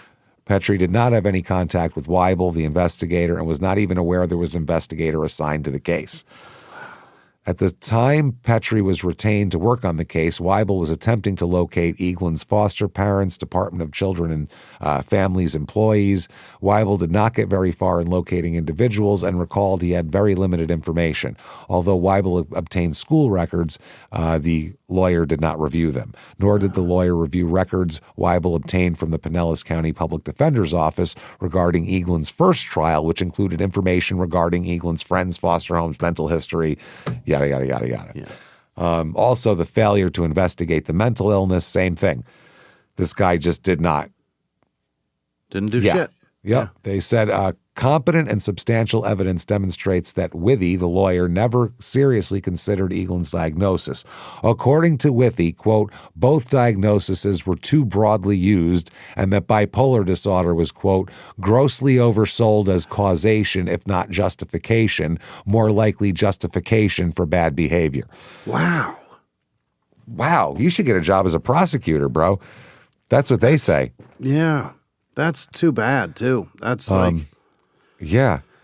Well, and he admits, Withy explained that he did not pursue Eaglin's diagnosis of bipolar at the penalty phase because of phase of his trial because he falsely believed, quote, everybody's bipolar. Right. And the diagnosis would not fly before this jury, therefore I didn't use it, quote unquote. My God. Wow. That is wild. An experienced mitigation specialist here. Petrie talks about working on the second trial. I had serious concerns about Withy's ability to properly communicate with Tommy regarding the very important decisions that were being made about his case. Mm-hmm. Wow. I discussed Tommy's diagnosis of bipolar disorder. Withy said that bipolar disease is, quote, the diagnosis of the day, and, quote, I quote, do not believe in it. I don't believe in it. Which is my favorite thing in the world. When people say, I don't believe in something that clearly exists, it makes me crazy. I don't believe in it. This guy's an idiot. And you can take that however you fucking want. I don't care. He's an idiot. It's not fibromyalgia, it's my opinion. for Christ's sake. Yeah, which is also vaguely real as well. That has some things, nerve endings and all that. There's some things there. A lot of doctors think it's like a sleep disorder, though. That causes it because you're not sleeping. That's what I've heard from some doctors. Again, not a doctor. Absolute brain issue. This is bipolar disorder. Yeah. This is a problem. Yeah, this is an absolute issue. That's a real thing. Yeah. And this is 2005. Whew. This isn't 1974.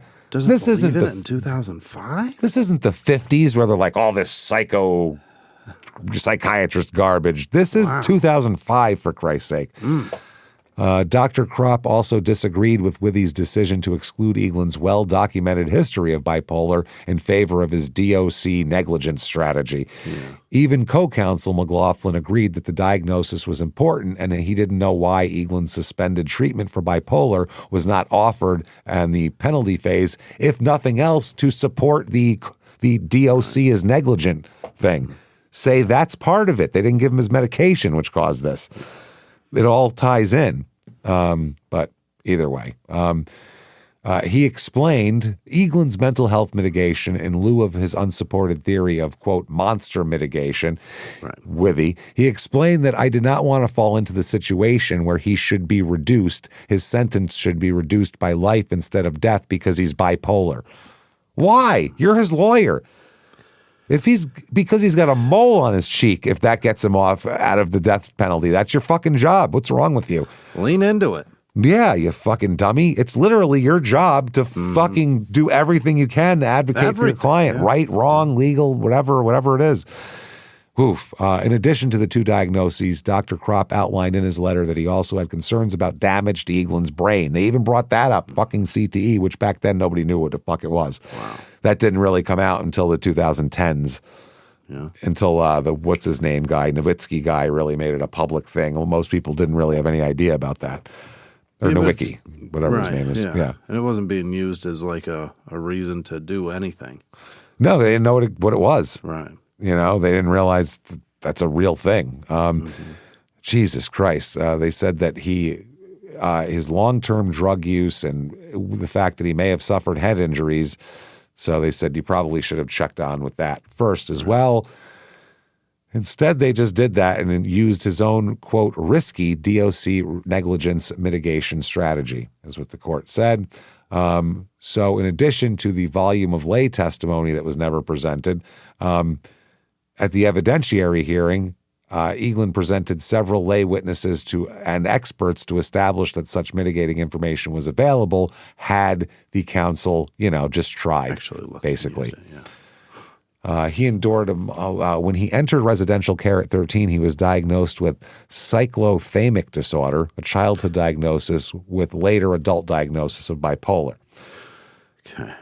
Interesting. They talk about the boys' school that he was placed in, the Prozac, his condition worsened, his foster mother died. They go over his whole life that we went over before. And they talk about how well this isn't just he did something bad, went into jail, and now he's got one shrink that his defense attorney hired saying he's bipolar. Yeah. This is everybody that's ever looked at him since he was 10 said this dude's fucked up in the brain. Got a problem. Yeah. You got to use that. You got to use that as a mitigation. You just have to. So here's the conclusion. Eaglin's jury knew nothing about the man they sentenced to death. They did not know Eaglin suffered, this is his lawyer's conclusion, suffered a childhood of severe abuse and neglect, and that by the time he left his father's care at the age of 11, he was a severely damaged child. They were not aware that, as a damaged child, Eaglin was moved to all the foster homes, blah, blah, blah, blah, blah, here.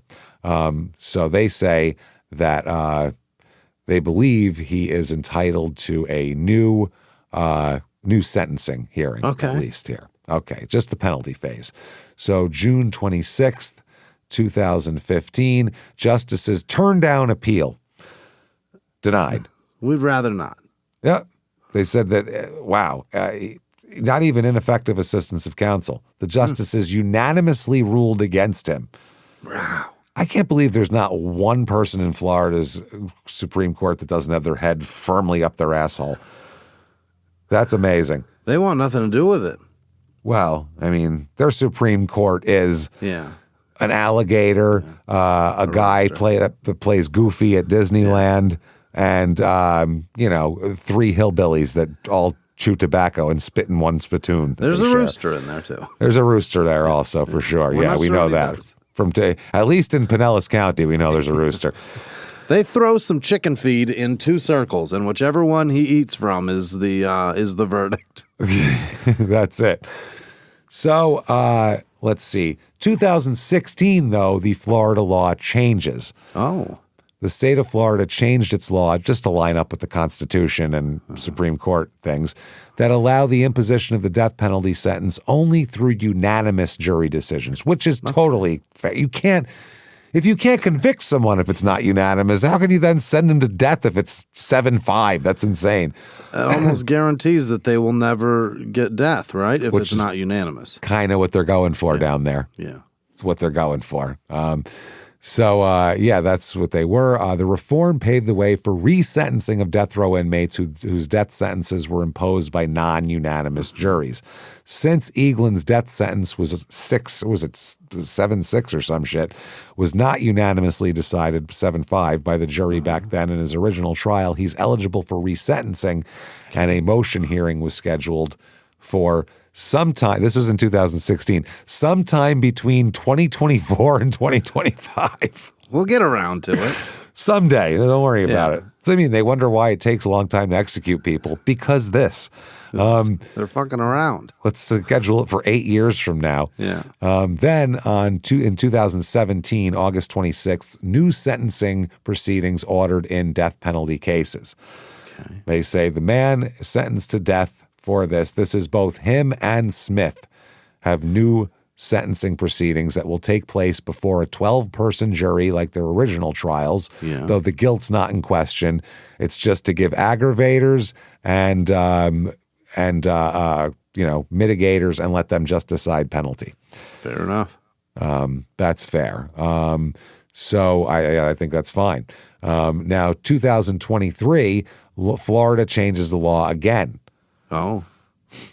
Fucking amazing. Florida okays easier path for death penalty.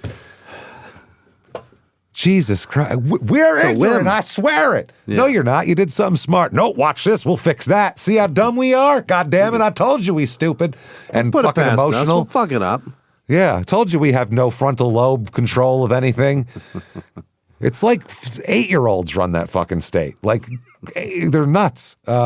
Florida will soon no longer require unanimous jury recommendations for judges to impose the death penalty sentences under all our drugs are expiring. We don't idiots. We got to use this shit before it goes bad. God damn it. Under a bill that legislature approved, a reaction to the life sentence handed to the man who massacred 17 people at Parkland High School. Oh. That's why it's reactionary to one thing. You know who does major things in reaction to one thing? Morons. That's who does that. Yeah. Morons. Morons. Morons. That's sorry. It's a Blazing Saddles line that we just love and say all the time. The salt of the earth. I missed it. Morons. It's the greatest line.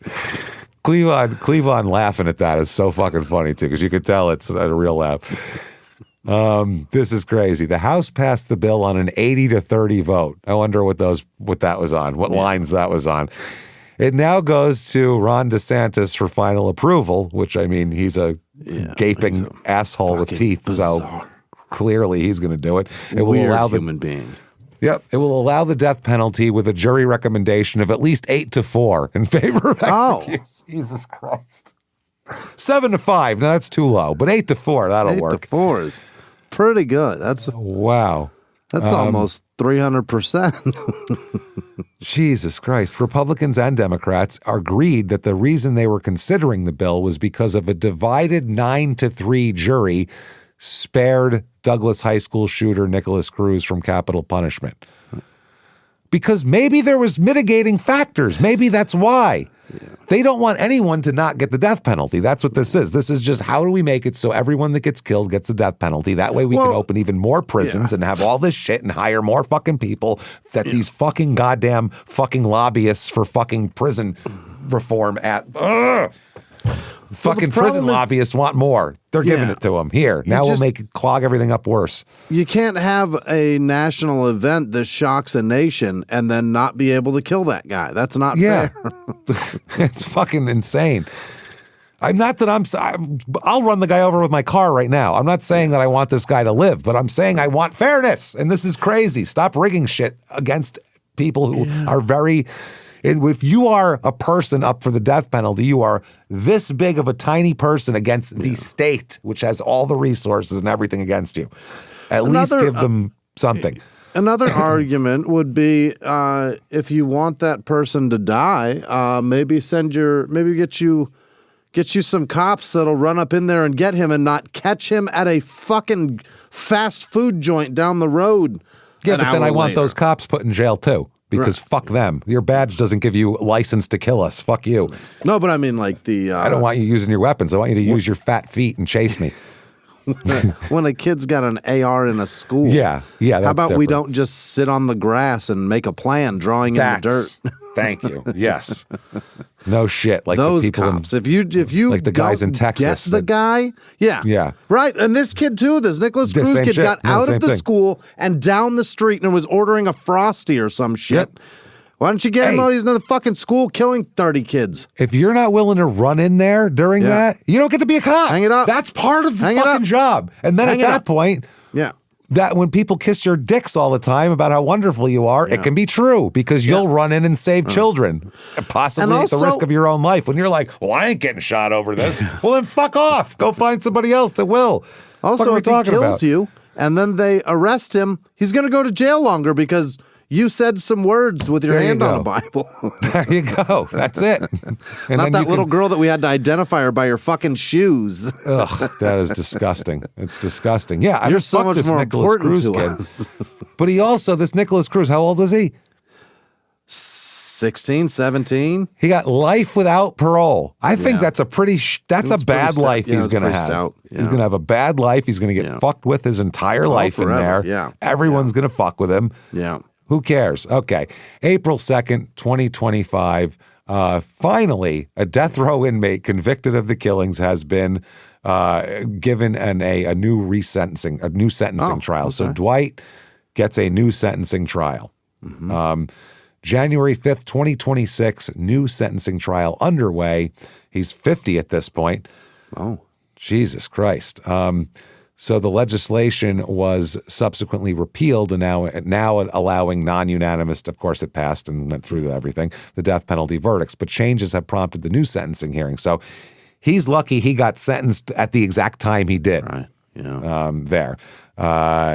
So it was 8-4, by the way, which under the new law would mean he still gets the death penalty. Right. Would kill him. Yeah. Eaglin's legal team plans to present mitigation evidence fucking finally. Then they delayed it till next week, of course. The prosecution is going to put on how horrible the crimes are. Then the defense is going to ask for leniency based most likely on his mental state, his mental health, and his childhood, an attorney said. January 22nd, 2026 here. It's all presented. The jury comes back and gets his recommendation here. They have a few hours of deliberation. You, sir, may fuck off again. Death penalty again. Got him. Got him again. So literally, it doesn't matter what has happened to you. That just means in Florida, mitigation does not exist, period. It does not exist. It doesn't, period. So the jury, and these fucking people too, the jury vote on the Darla Latham jury recommended of death 11-1. Oh. So unanimous wouldn't have worked there. Yeah. But Charlie Fuston, they recommended a death of 12-0. The prisoner. Yeah. Okay. Huh. So he is resentenced to death again. And that's that. So he's back in there. That's it. The state's attorney said, we will never let up when it comes to seeking justice, not after a day, a year, or decades. Huh?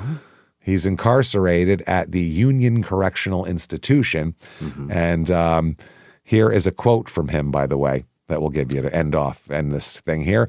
I don't want to be 35 years old talking to my kids and telling them, quote, I could have done this or that. I want to know I gave it my best shot. He did it. He did it. His best shot there.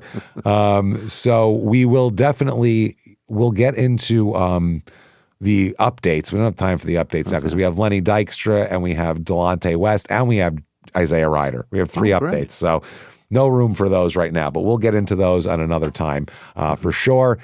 There you go. That's Tommy Eaglin. What the fuck? He's never getting out. Yeah, sorry we got off on the things. We get annoyed with unfairness. We both have a weird like fairness thing that even if I hate someone, I want fairness for some reason. I don't know what it is. Well, there are some people that I still want to have nothing, and I have hair and everything. Yeah, I want hair and money, and you have nothing. Yeah. No, there is. But I don't know what it is. When I hear something like this, I put myself in Tommy's position, and I don't want to kill anybody. Really?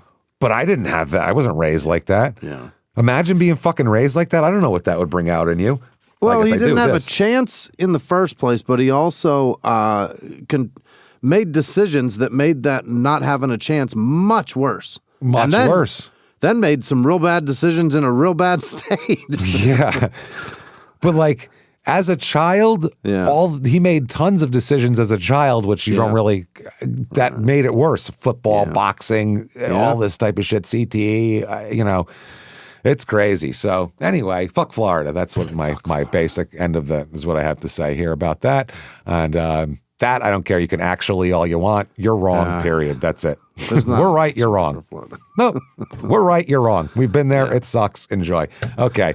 Except that police chief in the Atlantic, he seems fucking great. Love him. We do awesome. love the Indy Atlantic Florida police chief. That guy rules. He has come to our shows in Orlando, and he's a very fucking cool guy. Any show he wants to come to, he's welcome. Just show he is fucking tickets on the table for you, my man. He leaves us cool stuff, so we like that guy. Yeah, we don't hate all of that. We just don't like it when people grandstand for political reasons, and that's what this is. That's all this is political grandstanding horseshit, and I don't. And then run it as representation of your entire place. Yeah, exactly. How do you all not revolt when this bad shit happens? Why don't you all stand up and actively work against it? Nobody ever does. They just go, shit, that's how that is right now. Well, that's how that is. Yep, I'm going in my house. I don't care. Yeah. That's it. Fuck. So anyway, there you go. If you like the show, get on whatever app you're on. Give us 5 stars. It helps a ton. So please do that. Somehow it does. Also, shutupandgivememurder.com. Head on over there and get yourself merchandise. We got everything you could imagine on there. And tickets to Small Town Murder live shows. September the 18th in Milwaukee. Just released these tickets. So nobody has heard about. No one knows those have been released yet. This is the first one. So if you want to get those because it won't be announced on Small Town Murder until Friday this week. So you have 5 days where it's just you guys, the only people that know about it. So get in there and get those. The next night, Minneapolis State Theater, September 19th, Saturday night. Come party with us. Dallas on October 3rd, October 16th, 17th, San Jose, Sacramento, the 13th, 14th of November, Terrytown, and of course, Boston. So get your asses, actually Medford, more accurately. So get your asses in there, get your tickets, shutupandgivememurder.com, at Crime and Sports on social media. Do that. Get yourself Patreon. Treat yourself. Come on. Anybody $5 a month or above, you get every goddamn thing we put out as soon as it's out, especially there. You get, as soon as you subscribe here, you're going to get over almost 400 back bonus episodes that you've never heard before. Then you're going to get new ones each and every other week, starting one Crime and Sports and one Small Town Murder. This week for Crime and Sports, and you get all of it, by the way. Crime and Sports, worst stadiums of all time. We're just going to have fun picking on shitty stadiums. Then Small Town Murder, Donner Party. Oh, that's a deep one. Can't wait to get into that. Get your silverware all ready for that one. Get your seasoning out. Get your seasonings. Get your garlic powder. Get your allspice. So definitely do that. Patreon.com/crime in sports is where you get all of that material, and you get everything we put out. Crime in Sports, Your Stupid Opinions, and both Small Town Murders, all ad-free. Yeah. Ad-free with your Patreon as well, which you can't beat. And on top of that, you get a shout-out, which happens, right fucking now. Jimmie, hit me with the names of the best goddamn people going who keep supporting us and make us feel like we're decent people and we don't have to, murder prison guards or beat our children. Hit me with them right fucking now. This week's executive producer, Martha Taljard, I believe. Martha. She's 10 years sober. Good for you, Martha. Good for you. Congrats. Congratulations. Congratulations to Heidi you. Griffin, it's her birthday month. Didn't give a day because happy birth month, Heidi, because that's what women love to do. That's a lot. Buy That's me breaking gifts it down. every day, Good for you. please. I'm here, and it's happened. It's like this fucking Hanukkah over here now. month. Yeah. Happy hour in Monticello, Utah. That sounds Hey. nice. Gary Howard is in Ena, Illinois. Gary? Sounds like happy hour wins this week. little nicer place. I don't know. Weed's legal in Illinois. Maybe not. I've never been to Ena. Ina? It's probably Ena, right? I don't know. Weed's legal and the other's Utah. So That's a great I'll take point, Illinois yeah. all day, baby. I'd rather be stoned and stare at tagging than be sober and look at Utah. Me and you'll go to Taco John's next to a farm field and fucking eat like we did, and we were happy as shit. Who cares? Yeah. Robin Perrier. Happy birthday. Oh, no, it's not a birthday. She's just telling me. Happy birthday, Perrier. Happy Fuck it. birthday. Heard you got Happy one this birthday. year. Alicia Grant and other producers this week. Thank you guys so much, by the way. You guys Thank are the you best, guys. You especially guys rule. Alicia Grant. Other producers this week are Annie Goulahy, James. She's Yes. on her boat. got a new She's going to cabinet. say it's her maiden name. Very nice. She used to go out with Bad Billy Pratt there. You got to watch Yeah, out. she got herself a brand new closet. I love it. Cedar. Peyton Meadows, Janice Hill, Scott Richard in Maricopa. Poor Oh, son of a bitch. yikes. He donates and gives his whole fucking address. Scott, you got to stop that. Don't We put won't your- give that out, but Don't that's, put your address on the internet. it's a cry for help, I think. He's in Maricopa, the poor bastard. He just wants Send out. help. He's like, please, to this address, get me. Allie V. Knits, Racecraft. JC is lost in Diamond Art, James, whatever that is. Oh. John Scarpolini. Isabel Hey. Carpenter, Aquila with no last name, Danielle Land, Ryan Hart. No, that's Ryan Hall. Seth Klein, Fetzluck or Fetzluck. I don't know. Whoa. 45. There's Has to do 44 with more. Of bondage? those. Is Sarah that a bondage Farley. thing? What is that? Is that a bondage thing? I don't know. I don't know. Okay. I hope they didn't make me say something gross. Deborah Hawes. Jennifer Blacks. Nope, that's Backs. Or is it Backies? What's going on? God damn it. You are on today, Nancy. baby. Ianigan, Sherry Lynn K. Simonsmeyer, Samantha with no last name, Kelly with no last name, Bethany Hughes, Caroline J., Julia Maxwell, Kaisa Luther, Kisa perhaps, Morgan Smith, Donald Radice, Courtney That's all. Gregg, Beth Spooner, Barb Pothier, Allison Hull, Ryan White, Shane with no last name, Josh Cowles, WW, Ray Ann Williams, Angelia, not Angelina, it's Angelia, O'Don Rosser, Pill Cosby, James, Pill Cosby, Cindy Berg, George Schatzel, Maddie Burnett, Wendy White, Dooley with no last name, Stephanie Stewart, Amanda Trelaw, Jolene Aiken, Amanda Adams, fuck you, Andy. I don't know who that is. A Dizzle, that's who that is. Brittany Wells, Tyler Hilberding, Peter Waitkus, Melissa Guarino, Jake Bick, Roderick with no last name, Jerry White, Jams with no last name, Michael Best, JC and Shannon Linville, Brooke Brownlee, Jennifer Brown Weber, Sarah Missy Ezechek, John Glasgow, Casey Samaha, what is this? Lily Pittman, Allison S., Gloria Hopsensperger, Jessica Hecker, Valerie Rediker. Did she red dick him? You don't know. Meg 5000. Dyking him, I guess. Alexis Livermore, Leon Kennedy 05, Ann Fraser, Jake Owlette, I don't know. Kaylee Renault, baby. Scott Jacobson, Patrick Jones, Justin Clearwater, Aubrey with no last name, Amanda Root, Adam Miller, Coriana Mullenix, Jared Marnin, Nelly with no last name. You know him. Julia Matz, Edwin Spader. Perhaps it's that man's kid. No, it's James's son. James is the best. God, that fucking Spader's guy's so great. funny. Wash Spader. Ashore, Destiny Stepanik, DIY Huntress, Sam Raimondi, Michelle Maloney, Dana Wright, Krista Barton, Aaron with no last name, Vix Austin, Armoni Waters, Armani perhaps, Yaz with no last name, Rose Shaland, that's a terrible way to pronounce it. Linda, Christy Darnell. I tried my best. Stacy Maxwell, Heather Morris, and everybody that patrons this show. You guys are the best. Thank you. Thank you so much, everybody. You Unreal. goddamn-tastic, wonderful people. We are just, man, we're blown away by the support, the fact that you give a shit at all. Yeah. Thank you for all that you do for us. We really appreciate it. And we like you back. There you go. Yeah. So thank you.